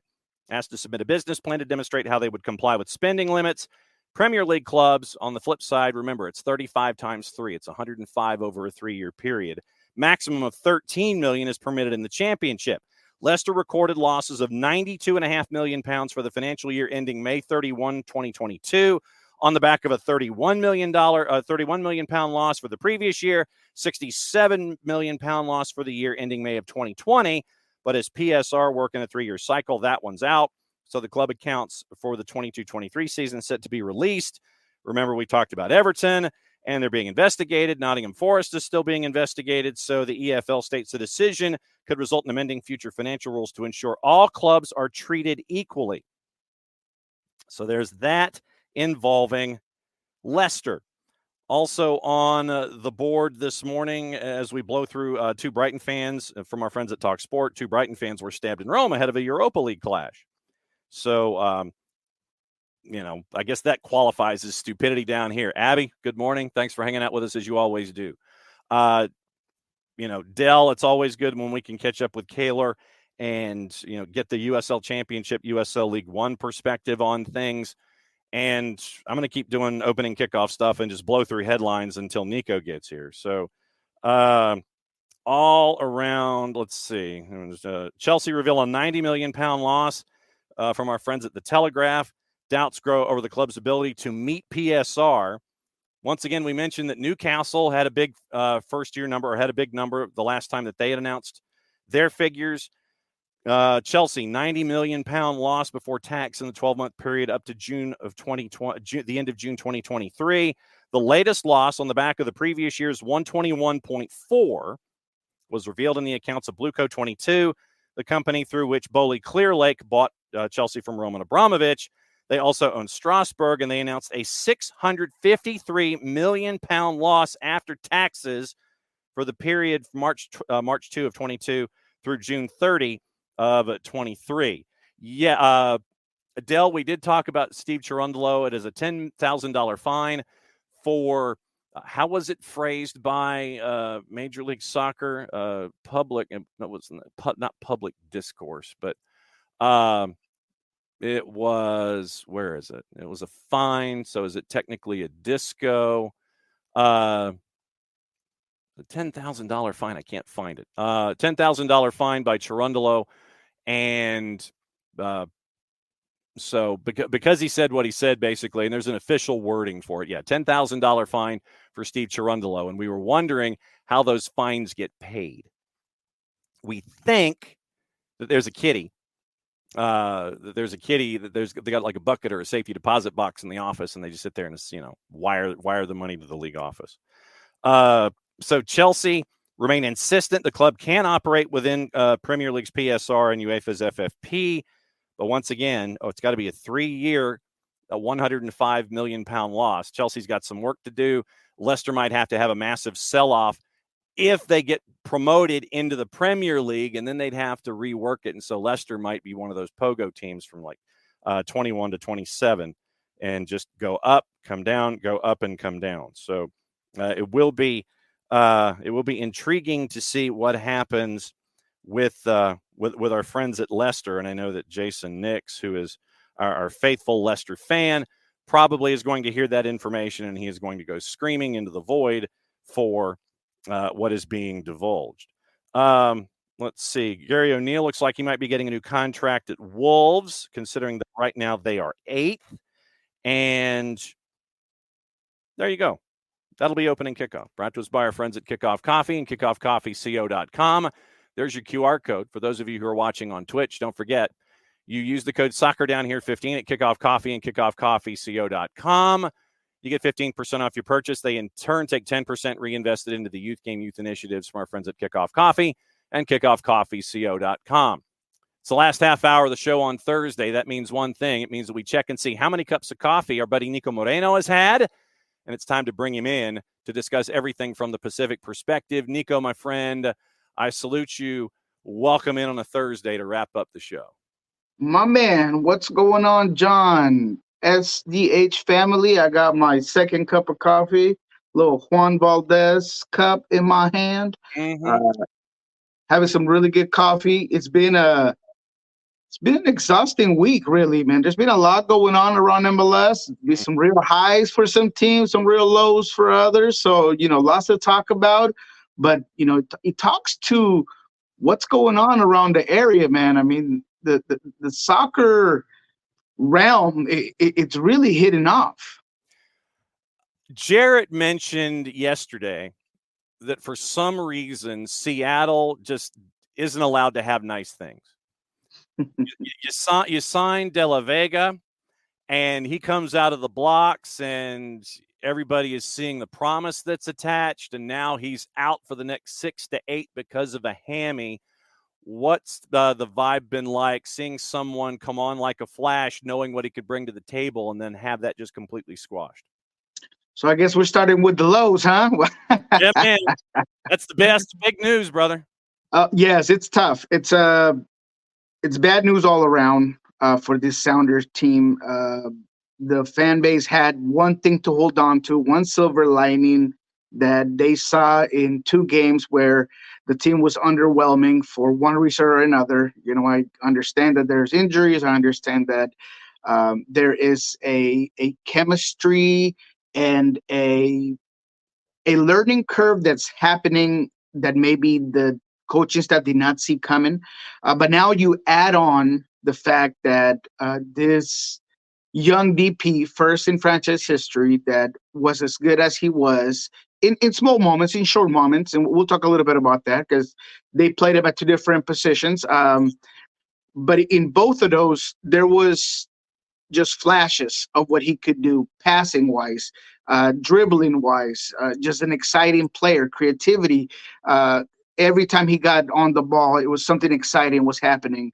And now he's gone 6 to 8 weeks. The team has told us that they've looked into the hamstring injuries. They've looked at the fact that they've had this injuries over and over again. And at the time, it doesn't seem like there's anything wrong or nothing's alarming. Nothing's really sticking out. But Pedro, he's had some issues with hamstrings, right? And this is the right hamstring, the same one that made him have to be removed from the Argentinian U23 camp when Javier Mascherano calls him, and he suffers that injury, tweaks it, is pulled out of that camp, and then he goes to Spain, where he tweaks his other hamstring, and now we're back to the right. So it is a little bit concerning. What I'm hearing from the club is that they're being very cautious, so they're not going to rush him back. That's why the 6 to 8 week timetable there, but they're just not going to rush him. So then when it comes to reorganizing all the carts in the grocery store so you can continue to shop the way that you want to shop on a match day, how has Brian Schmetzer and the staff reorganized everything, knowing that you're not going to have De La Vega? What does that mean? Who steps in? Who moves over? What does it look like going forward in the interim while De La Vega gets fixed? Yeah, unfortunately, it's going to be something that they haven't practiced. And that's what I kind of led today's segment with, is the fact that the Seattle Sounders are in a little bit of a learning curve. And you can see the miscommunications, the lack of chemistry, lack of cohesiveness when it comes to the attacking end. Even pressuring hasn't been effective. And that's because throughout the whole preseason, everything they did in Spain, they were working off of a 4-2-3-1. They had certain players that were working together consistently. Raul Ruidiaz wasn't one of them. Raul Ruidiaz had been relegated to playing with all the young guys. And now who's going to come and have to save the day? Raul Ruidiaz, because that is the one guy that has looked really sharp. He's been good on the ball, good in link-up play.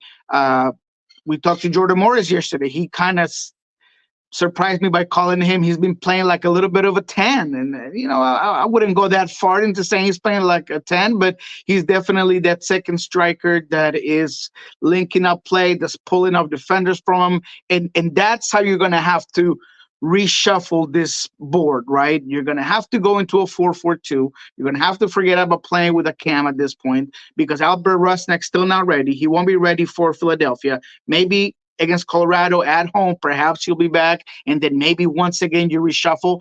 But the only way that this team is going to play at this moment in time is on a 4-4-2, where Jordan Morris is going to be trying to do Jordan Morris things and trying to get behind the defenders and trying to get in good space. He hasn't been sharp in front of goal, and that's unfortunate, because he's a player that needs that one goal to fall in order to get some confidence, in order to really get going. So that's what's going to happen. It's going to be a 4-4-2 flat.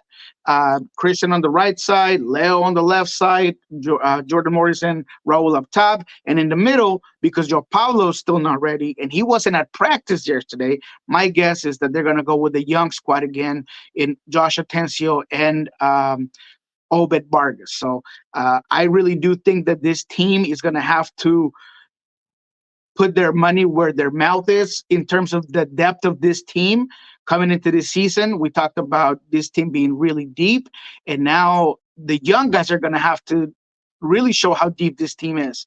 And Brian Schmetzer is going to have to really start giving these guys confidence and putting them in situations where they have to pull through for the team. Dylan Tevez was really good all preseason. I want to see Danny Leyva. Danny Leyva has to be the best passer out of the young guys in that midfield. So I want to see him get going. So Brian Schmetzer is really going to have to use these guys in order to get some points as we wait for De La Vega to get back. And you're going to have to do it in the U12 pitch that is Yankee Stadium, going up against a team in NYCFC that ain't all that. I mean, right now, believe it or not, we actually started talking about hot seats this week with the first couple of match weeks done. Nick Cushing is at the top of the list, or if he's not, he's really close, depending on who you talk to, for coaches who might be needing to update their resumes and their CVs, because NYC has not impressed, and I'm trying to be kind about it because we're only 2 match weeks in. This could be a get-right game for an injured Seattle team trying to figure things out, going up against an NYC team that isn't really doing a whole lot right now, but you're having to do it in that kickabout futsal pitch at Yankee Stadium. So there's a lot of conflicting things here, but it could be a get-right game for Seattle. Yeah, but it's not New York City, it's Philly. They're playing Philly. They're going to play Philadelphia. And that Philadelphia is coming in from I'm thinking of Portland, man. I'm out to lunch. That's my bad. Don't worry about it. Don't worry about it. Okay, then disregard what I just said. Now you're going to Philly, and you're having to do it against Jim Curtin and that group that wants to kick you, and they want to sit there, and it's like, all right, we're going to kick, we're going to fall, and you can do that because the officials are not having the new sets of rules. So you're going to Philly, you get to do it in Philly at Subaru Park in that environment, going up against folks that they want to bump you, they want to push you, they want to prod you, they want to force you into mistakes, they want to force you into goading into cards. So screw the idea of that get right game. I'm sorry about that. You got Jim Curtin that you're going up against this weekend. It gets worse. Yeah, it's a tough game. I think that we don't match up well at this particular time. By we, I mean the Sounders. I don't like using that, but the Sounders are.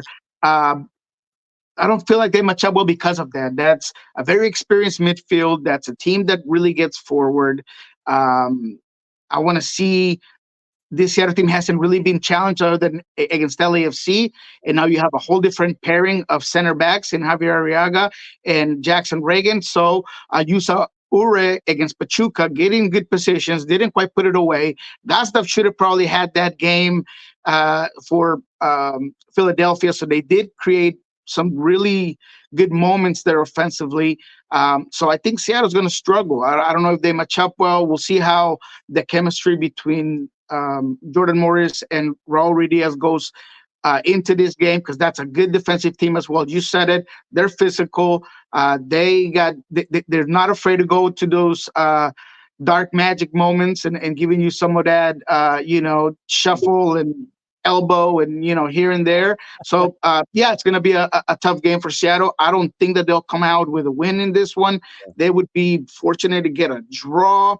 And that would be good as it is. That could maybe build some momentum. But I really do think that they're going to not get any points in Philadelphia. Yeah, and the Union got Andre Blake back. No word on if Blake's going to do the back-to-back or if it's going to be Semley getting the reps this weekend going up against Philly. Now, you hope they rotate, right? You hope they will rotate, but people close to Philadelphia and fans, they laugh at me when I said rotation and Curtin. So, they know that team better than I do. But I would think that because they just played Pachuca yesterday or the other day on Tuesday, I would think that there may be going to be some rotation. I mean, a lot of those guys played 90 and they played some rough shifts. McGlennon, Brujo, Ura, Gostak, all those guys play 90, and that's a tough shift. Mbaizo, Harriel, all those guys play 90 minutes. So we'll see if there's some rotation, and maybe that kind of puts things a little bit in a better way for Seattle to at least do a little bit of something. I will say, though, that I do like what I'm seeing from Raul Ruiz. And maybe he's that guy that is going to provide you something that you haven't had so far. He's it here. It's on the record. You could look it up here at SDH. He's my comeback player of the year candidate. And I think that if he gets some goals, he'll be on his way. Yep. And so we'll keep an eye on rotation, which is a legit point from Tuesday in the goalless draw with Pachuca. Also out west, and you look at what has been going on for the first couple of match weeks. I know that we were staring at Portland, and then you're thinking, okay, they got a 2-0 lead against a DC United team that doesn't have Christian Benteke, and you're thinking, okay, 2 matches, 6 points, Portland's on a roll. And then the defense that we have seen in Portland reared its ugly head, and you end up with a 2-2 draw there. You've got LAG, who they're at 4 points after Cali Classico. Oh, let's go here. What did you, sir, think about the snow game with LAFC and Real Salt Lake? Look, I'm of the thought process that if there are procedures and there's policies and there is a way to play around weather, because that's just playing in the United States athletics. You have to know that at times you're going to have to play with the elements. Yeah. And those rules are established and both coaches know what those are, then you can't really complain about it. And I understand Steve Cherundolo's frustration with the whole thing. But if you really do not want to put your team in that position, then don't play it. Or because they talked to both coaches because of how things were playing out there once they came back from that weather delay. So if you were really that concerned, then maybe you just figure out that you're going to take the fine or whatever, you really go against it. But once you say, yeah, let's do this, and you lose, then you kind of lose that privilege of saying, hey, this was unfair. Both teams had to play the way they did. I know visibility was an issue, but you had the right ball for it. You saw them wipe down all the lines around the pitch. So, they did what they could, and the other team played great. RSL took advantage of what it was, and they moved the ball well around. I thought Andres Gomez, I think this is his year. I think it's his year with RSL. He looked fantastic. Chicho, doing the Snow Angels at LA, Los Angeles FC was great. I mean, all of that I'm in for. LAFC will have to just turn the page, move along. No big deal. Ugo probably never play in the snow again. Oh, no. But I thought it was fine. I thought that everybody followed procedure, protocol. RSL was the better team in those 90 minutes, and that's it. Yeah, I mean, the biggest thing for me is, the other team played in the same conditions you played in, and they happened to score 3 times. And the $10,000 fine that Cherundolo got, technically it was called for public criticism, which you can do. But then you got to find the safety deposit box with the stacks of cash in the team office and go, yes, we'll wire it to you. And you sit there and you cut a check or whatever. All right. I've delayed last week's big topic enough. And it's Messi and friends, obviously. Yeah. And, like I said, we've talked about how I thought they were going to come out and how they were going to approach this season, try to bank as many points as possible off the top, and then try to hang on to whatever position they were in. I still think they're a top 4 team. I don't think they're going to win the East. I think they might win one of the cup competitions. They might win leagues. They might win, they might win that. I don't know if because of where they might be when it comes to the playoffs, all of the schedule compression, all these kinds of things. I think they win a trophy. It may not be the trophy this season. But when it comes to Messi and friends, they put up a nickel on Orlando, and they didn't think twice about the purple team getting hammered. I mean, it was ugly. It was ugly early, and I know that everyone and their mom is sitting there and looking at that match, and they're squealing. It's like literally, it's like going to the Taylor Swift concert. Look at this. It literally that's what you're getting in that kind of a situation. They had no conscience. Didn't need to think twice about it, pounded the purple team, and that, I think, is what folks were looking for when you got the Gulfstream Galacticos together and created what you've got down there in Fort Lauderdale. Yeah, I think we all just got to pump the brakes. I mean, the narrative here, it's pretty ironic and a little bit, I'm not sure what to call it, maybe... I don't know. It moves around in a way that's very interesting, right? Because you got the guys that are cheering for this team to just be unbelievable, to take the shield, to do it all. And then you have the guys that are saying, hey, you know what? This team has got a lot to prove. These guys are older. And you're not saying anything, and that's me because I'm on this side. Yeah. You're not saying anything that's out of the ordinary. I'm just giving you facts. The age, the problems with health, all of these things. Yes, Luis Suarez had a fantastic game, had the brace, had the assist, had it all. But sometimes a game falls away and falls away from a team, and everything falls apart, and he creates this perfect storm for you to get 5 goals scored on you. But that's not what we are necessarily measuring this team on. It's not one game where Luis Suarez had a great game and you score 5 goals. It's about longevity. It's about how far can you get? What you just said. Can they win a trophy? Can they get all these achievements that everybody's hoping to get? And that's the real question. So, yes, it was a great game. I thought Orlando City had a plan. And Messi said it after the game. I mean, we were expecting a tough game, physical game, but that early goal just changed everything. And I think after that early goal, everything that you had worked on to try to stop Messi, you started doubting. Very uncharacteristically, this team gave Miami easy goals. Easy goals. I mean, you're passing the ball right to Luis Suarez on a break, right to Lionel Messi. That header that Lionel Messi has, how does the best player in the planet walk into your 18 and there's nobody around him? This is not a big guy. And he headed that ball with no one around him. How does that happen? Gajese, he overcorrects in his movement as well. So there were so many things that went wrong for Orlando that I don't want to call it a blip or just a fluke, but it was a bad game for Orlando. And so we shouldn't push beyond that. But I think that whenever the guys that want this team to do so well say, I cannot believe how many people were doubting Suarez because of some preseason games, just overreacting. Oh, but now you're overreacting off of 2 games? Is that what we're doing? Because, I mean, where is the reasoning on that? You're saying people overreacted on preseason, but now you're overreacting on one bad game from Orlando that Inter Miami was able to capitalize on. So I just think that everybody needs to pump their brakes.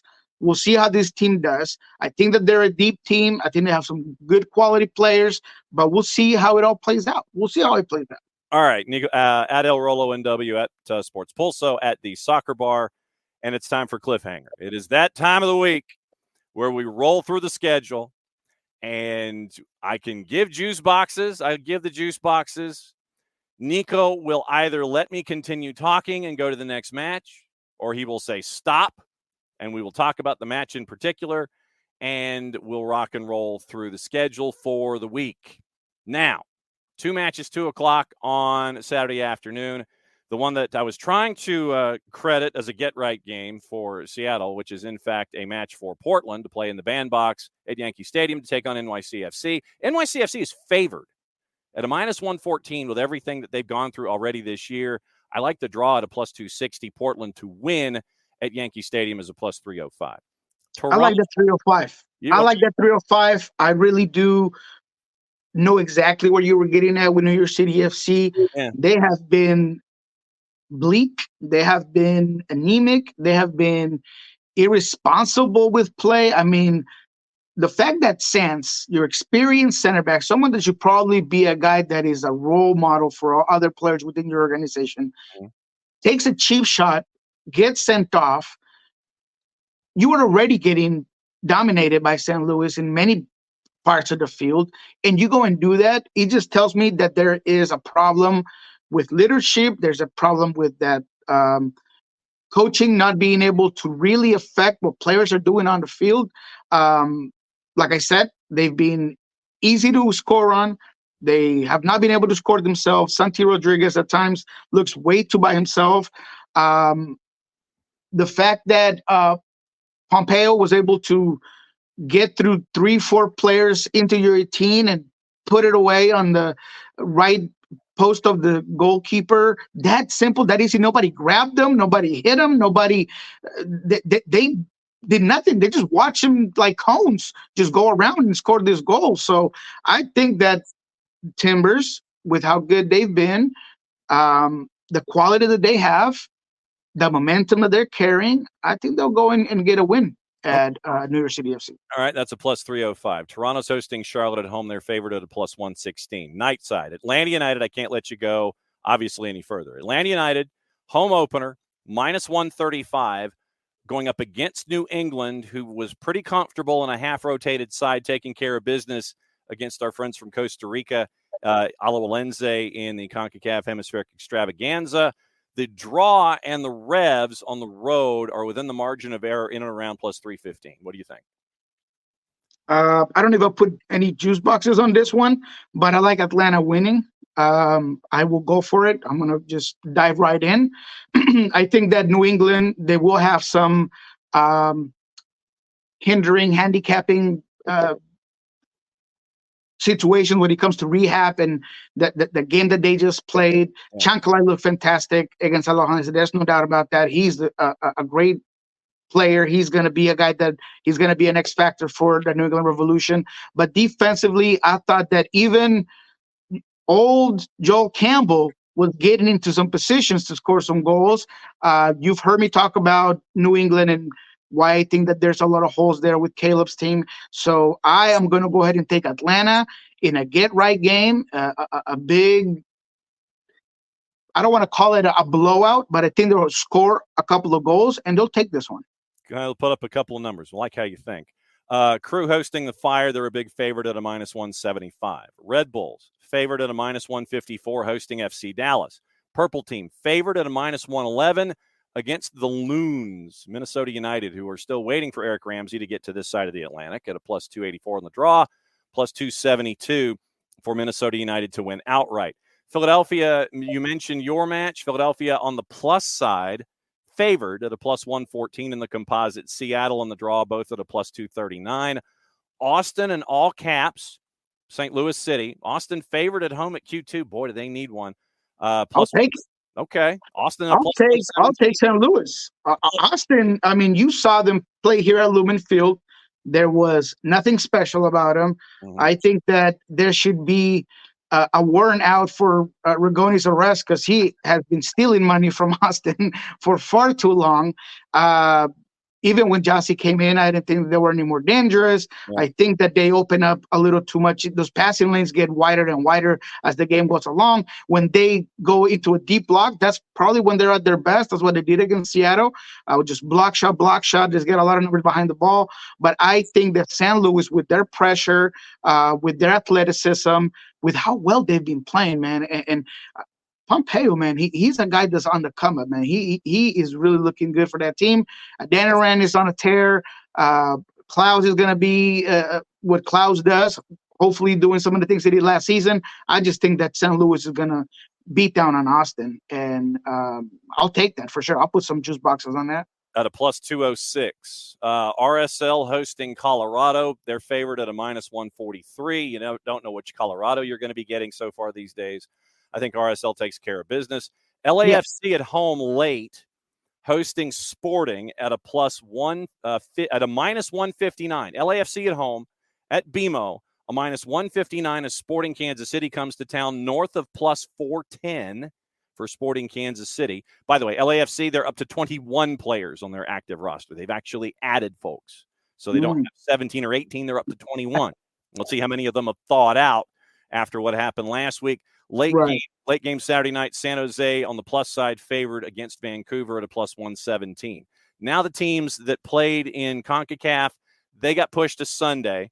Cincinnati in the afternoon at a -112 with DeAndre Yedlin now at the back. Right back, one of the big things they needed to address. They addressed it with DeAndre Yedlin now. -112 hosting DC United. DC United a +271 to win that one. Nashville. Yeah, I don't ever put any juice boxes on that one either, but Cincinnati, man, they are just plugging away, getting the right personnel. I thought Chicago allowed them into a game that they probably could have won. Chicago could have, but they didn't because they're Chicago. And I don't know how a ball bounces where it bounces and it lands in your former Atlanta United center back's feet and he just goes right in. So those are the things that I just drive me crazy. But Cincinnati, DC United, I think that's going to be a pretty good game. Similarly, I thought that DC United, even without Benteke, did pretty good against Portland. I thought Christian Dahomey was dangerous. So I like what I'm seeing from DC. I think it's going to be a good one. I like it for a draw, to be quite frank. So, yeah. That draw option is a +282 in the composite. 2 more matches to go. Nashville hosting LAG at Geodis after playing Messi and friends tonight in CONCACAF. Nashville favored at a +112. The draw is a +267. LAG is a +219. I like the draw because I think Nashville's going to try to choke the life out of this one. I don't think it's going to be the most exciting game on the board, but I'll take a draw. Scoreless, maybe 1-1. Maybe Paints will get something. Maybe you get something from somebody other than Hani Mukhtar for Nashville SC. They signed Hani Mukhtar to a longer-term deal. Nashville now controls the asset if Hani is being courted overseas again. Last match on the board, 5 o'clock, on Sunday afternoon. Messi and Friends against CF Montreal. Big favorite at home at a minus 182. And we mentioned the DeAndre Yedlin deal. Federico Redondo looks like he's now under the fold. They might be chasing after Franco Escobar, which is what we're hearing is the name on the board from the Houston Dynamo. They might be getting Matias Rojas because he is no longer under contract at Corinthians. You got, this is one of the biggest massages of the salary structure that I've seen where they're being at least transparent about it, not given 5 DPs when you're only allowed 3. But I mean, legitimately, you're getting rid of salary, you're dumping salary, and you're praying that the young guys that you either have, Allen, Avilas, Kromoski when he's healthy, are going to be doing the running in addition to Redondo. And now you've got Julian Gressel as your right back until you rejigger what you're looking at. If you're Tata Martino, I'm still thinking juice boxes under normal circumstances. You take the over. I'm thinking this one, you probably take the over too. I think that Messi and Friends try to put up an early number against Laurent Courtois, but it's an interesting contrast of styles to wrap up the week. Yeah, no, that's a good one. And I like everything that you said. I think that Tata Martino has a lot of options. I do think that Matias Rojas is going to be that guy that ends up down there. They do need a full-time right back, and they like Gressel a little bit higher. I think Federico's going to be – I think he's a baller. I think if he's not top 3 prospect in Argentina, then I don't know what to tell you. Better be 8 million and 15% of the pass. He better be, man. Absolutely. No, and he's something that they don't have, which is, I think into his extent of what he could potentially do in the middle of the field, I think that he's very unique. So I do believe that Tata is going to know how to play it. I think that I like Gressel as a right back. You've seen Tata do a lot of things with that position. So I have no doubt that he's going to figure it out. I do like the over against Montreal. I think it's going to be one that maybe it's a 3-1, 4-1 type of situation. The LA Galaxy game is interesting for me too. I would like to say the LAG wins because they've been so good. I think Pencil gives them a lightning bolt that they haven't had on the outside in a very long time. I think he makes everybody around him better. I like his vision. I like the intelligence. We'll see what happens when Peck comes back and see if we begin to see Triple P, because Fagundes has also been playing really well. Fagundes gives out a great outlet for those overlapping runs. But I think LAG, to my surprise, has looked very, very good. But I think Nashville probably does make this really uncomfortable. It's hard to run behind defenders when they're already there and they're not moving. No. So if you don't give Pencil where to run, it might be a difficult game for LAG. So I do like the draw on that one as well. To answer your question, that 3.5 for Messi and Friends in Montreal is where it flips to the plus side at a plus 143 at 3.5. So that's your flip where it goes from minus to plus. So 3.5, which you thought you were pretty comfortable at, that's a plus 143, and then it goes up from there. 4.5 might not be enough for it. The over kind of bit me in the back against Columbus, and actually the juice boxes in general, because I have Columbus winning, and that late goal really bit me in the back. Well, yeah, you ain't the only one, brother. 4.5 for the record's a plus 329. All right, hit the promo for me since we are in stoppage time. What's going on with Pulso Sports and the Soccer Bar? Absolutely. Thank you for that. Pulso Sports, we have a little recap of the week. What happened before was going to happen against Philadelphia, some health things that go on with the Sounders. I'm going to start doing something called After the Final Whistle because people want me to do a little bit more breakdowns post-game. I didn't do that at the stadium, so I ended up doing it at Long Acres with Jeremiah O'Shan for Sounder Are Hard. So that's going to be up here in about 30 minutes or so. Check that out. Really good one. We talk about, 12, 15 minutes, possibilities, young players, depth, where this team is at. Don't jump off your balcony just yet. A whole bunch of things for this Sounders team. Obviously, we have voices from Jordan Morris, as well as Josh Atencio. And then we have a Spanish full exclusive with Javier Arriaga. That's really good. That should be up by the afternoon today. Looking forward to it as always, my brother. It is great to catch up with you on Thursdays and get the Pacific perspective and see how things are going out there. We will be back at it again with Thursdays with Niko at El Rolo and W on the 280 Character app this same time next week. Be safe and well, my friend. Thank you, John. Have a good one. All right, that's Niko. And so Niko is going to go back and get his second cup of coffee. And so, all right, now it's time for us to go through all the headlines before we go. Reminder once again that 5:30 and 7:30 are the live matches tonight for the high school games of the week. It's an extra one this week, and because we're kind of getting toward the end of the regular season, there might be some 3-match weeks. This is one of those weeks. Coming up 5:30 and 7:30, Clarkston and Druid Hills, two teams in the top 10 in Class 4A. 5:30 and 7:30. That is at soccerdownhere.mixlr.com. And tomorrow, also 5:30 and 7:30 out in Gwinnett County, it is Collins Hill and Mill Creek. You can listen to Soccer's in Session later on the network on Spreaker and all of your favorite podcatchers, and set your notifications, and you can get Soccer's in Session, where we get you the preview for the matchups on Friday as well. Now, also, before we get into other things, I mentioned opening kickoff. There's the scarf, once again, for our friends from the Marshall Islands Soccer Federation. If you are interested in helping out the last country on this planet assemble their soccer program, that's the scarf. It's a summer scarf. I think a winter scarf or a thick scarf in the Marshall Islands would probably be somewhat counterintuitive. So we did a summer scarf for our friends at the Marshall Islands. There it is.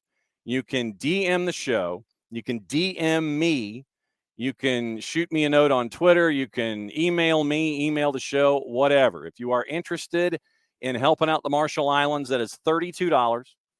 And if it is local, Abby will drive it to you. Local meaning here in the Atlanta area. If you are outside the Atlanta area and you want it mailed to you, it's like an extra $5. We'll go to the post office and put it in an envelope, an extra $5. So $32 if you're local here in the Atlanta area. 32 plus 5 if you're outside the Atlanta area, or if you just want it mailed. Then you can help out the Marshall Islands, show your support, and you can get the full description at the Marshall Islands Soccer Federation website, where you get to see Maddie Cruz model the scarf to an international audience. And so once again, help out the last nation on the planet as they build their soccer program. You get the scarf right there, 32 or 32 plus 5 if you want it shipped. So, all right, let's get into headlines before we go. Gossip, rumor, and innuendo, what to watch and where to watch it. We mentioned what's going on with FFP and profit and sustainability, and that Chelsea might be in trouble and that Newcastle might be in trouble, in addition to Everton and Nottingham Forest. Now, when Martin Ziegler has a byline over at the Times, you know it's something big. Nottingham Forest have been charged for their behavior towards referee Paul Tierney. After Liverpool's winner at the weekend, no action has been taken against the club's owner, Evangelos Marinakis, for his post-match confrontation.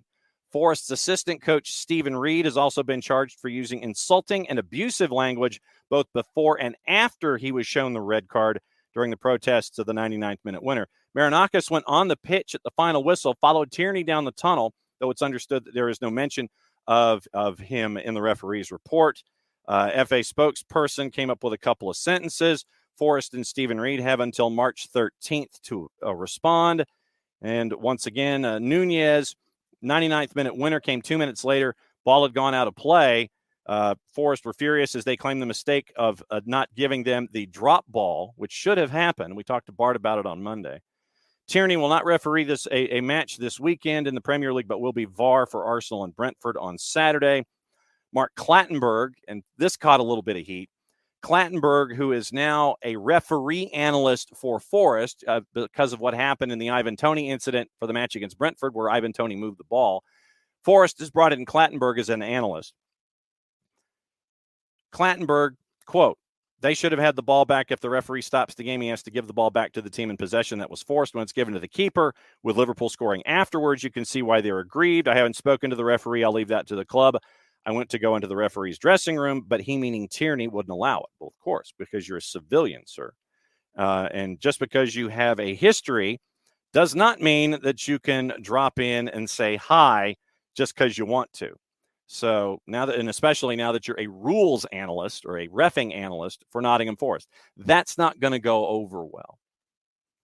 So charged, Evangelinus Marinakis, not written up, not in the report, but now you have the club and Stephen Reed until 6 days from now, next Thursday, to respond to the charges that were written up by the FA.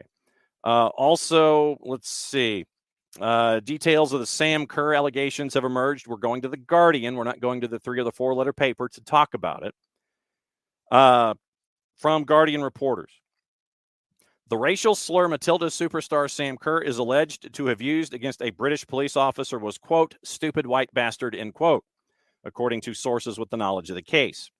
And remember, we talked to you about her appearing via video link in a Kingston Crown Court accused of using insulting, threatening, or abusive words that caused alarm or distress to a police officer back over a year ago. Entered a not guilty plea. Alleged exchange with the officer came after Kerr became involved in a dispute about a taxi fare after a night out in southwest London. Police called to the scene, and it is then understood by sources with knowledge of the case, Kerr allegedly used that phrase that we referenced. Emma Hayes said on Wednesday Kerr had the club's full support. Club has so far refused to make any direct comment, but Hayes made her position clear when asked about it at a scheduled media press conference on Wednesday. Once again, Sam has our full support. She knows that. And then a couple of sentences later, set to stand trial on charges in February of 2025. So it will have been 2 years from incident to being in court. She may not have to face trial because her legal team's planning to have the charge downgraded or dismissed. Argue an abusive process by Crown prosecutors, according to multiple media reports, with a hearing set for April 26. So that's what we'll keep an eye on with that. Let's see. News and features. Manchester City beat Copenhagen 3-1, 6-2 on aggregate. We've got a lot of activity with Europa League, Europa Conference League. All of that stuff is today. So getting into the numbers, and once again, you can follow along on a bunch of different platforms, but I would suggest Golasso Network or CBS Sports Network because of the Golasso Show, where they take you and it's a whip around and you're all over the place. Europa League matchups, 12:45. You've got 3. You've got 4 of them going on at 3 o'clock. Roma hosting Brighton, favored at a plus 121. Bayer Leverkusen, big favorite on the road against our friends from Karabag, basically a plus 700. Sparta Prague and Liverpool favored at a minus 137. That's your 12:45s. 3 o'clock. Milan, big favorite at home against Slavia Prague. Benfica, big favorite at home against Rangers. Freiburg, West Ham, basically they're saying it's a draw.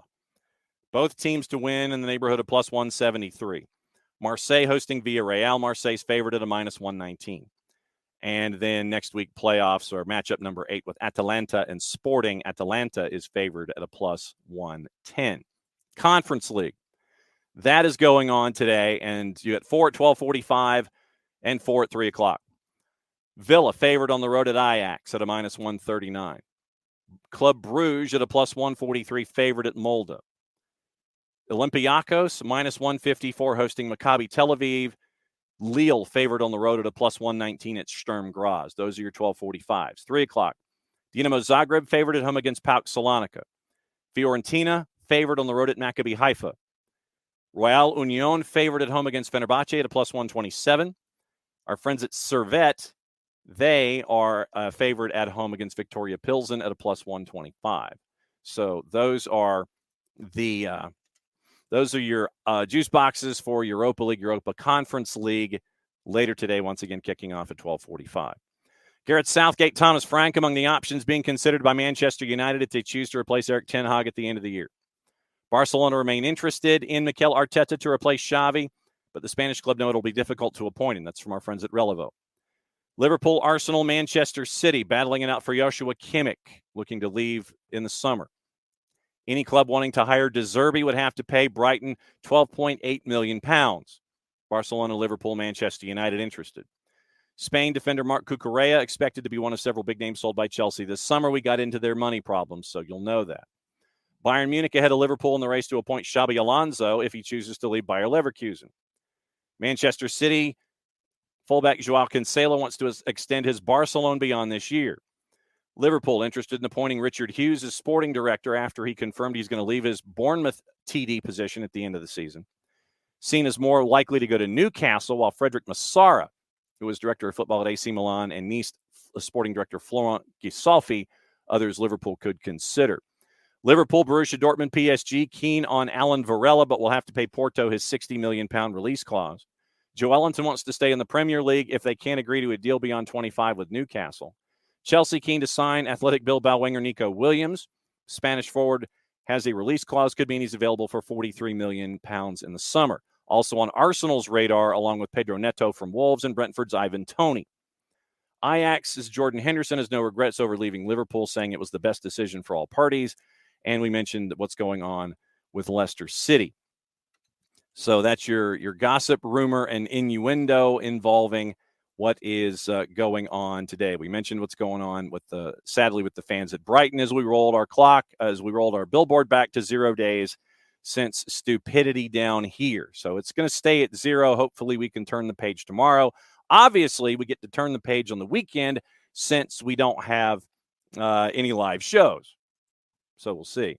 Other papers going to the back page and avoiding the 3 and the 4 letter papers, as we always do when it comes to any information. Once again, we're checking to see if there's any other new stuff. Ole Gunnar Solskjaer has questioned, quote, the lack of ambition of the petty Gen Z Manchester United players who were too scared to do pre-match interviews or accept the captaincy during his time as manager, in an interview on the Stick to Football podcast. Once again, avoiding the 3-letter paper. Sir Jim Ratcliffe is planning to cut up to a quarter of Manchester United's staff in a brutal cost-cutting move. This is from the Daily Mirror. That'll kick off his regime overseeing football ops at Old Trafford. And the Independent, Liverpool facing crunch time in their attempts to hire a new sporting director. They've got to make a decision soon. And avoiding the 4-letter paper, The Athletic says Kieran Trippier is expected to miss Newcastle's next 2 matches due to a calf injury. Watford, firm interest in signing Ireland U21 Rocco Vata from Celtic. And 777, in our daily 777 update, they told a women's basketball team in London it will not be competing in Europe next season, despite the team becoming the first British outfit to reach the last 4 of the Euro Cup. Remember, we talked about finances. Daily Express, Manchester United, Kobe Mainoo are in no rush to agree to a new contract, despite the teenager's talent and importance in Eric Ten Hag's midfield. United face getting snubbed by reported summer transfer target Matisse Tell, who's reportedly on the verge of agreeing to a new contract with Bayern Munich. Salah's chances of being involved in Liverpool's clash with Manchester City have increased, in line for a return against Sparta Prague in Europa League today. And Daily Record, Celtic ready to go into battle against the SFA for Brendan Rodgers, with the Hoops boss facing a dugout ban for next month's Old Firm clash. Neil Lennon has piled pressure on pressure. Interim Aberdeen manager Neil Warnock by revealing he's ready and willing to pick up the reins at Pittodrie.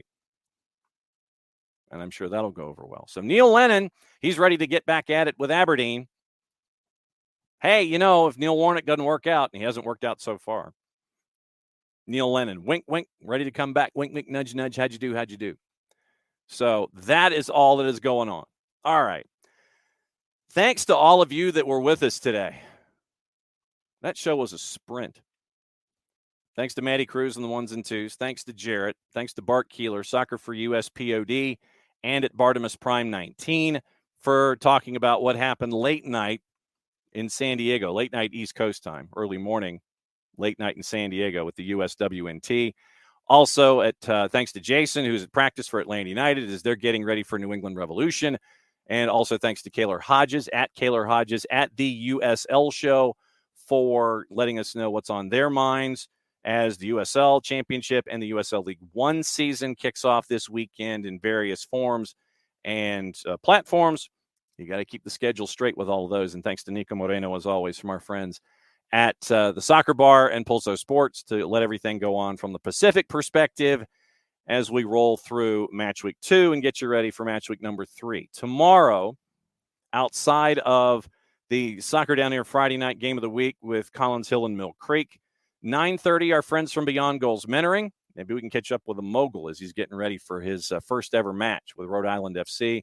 And then at 10 o'clock, we'll get you ready for the weekend with the weekend whip around, patent pending, trademark coming sooner, hopefully rather than later. We'll take you through all the matches on the weekend, go through all the juice boxes, and find out what you think as we get you ready for another week of action here in the United States. Thanks again for being a part of Soccer's Morning Show. I'm just John. Thanks to everybody that's a part of this on a daily basis. Thanks to all of you guys at SDH for being a part of the family as you always are. We'll be back at it again tomorrow morning, 9:05 in 21 and a half hours almost, 21 hours and 40 minutes.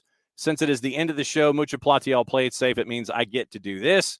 We'll be back at it again sooner than you know it. Trust me. You can catch the audio of the show later on all of our platforms and all your favorite podcatchers. Be safe. Get some lunch. See it at 5:30 tonight for the special Thursday night presentation for the matches of the week. Back at it again, 9:05 tomorrow morning. Bye.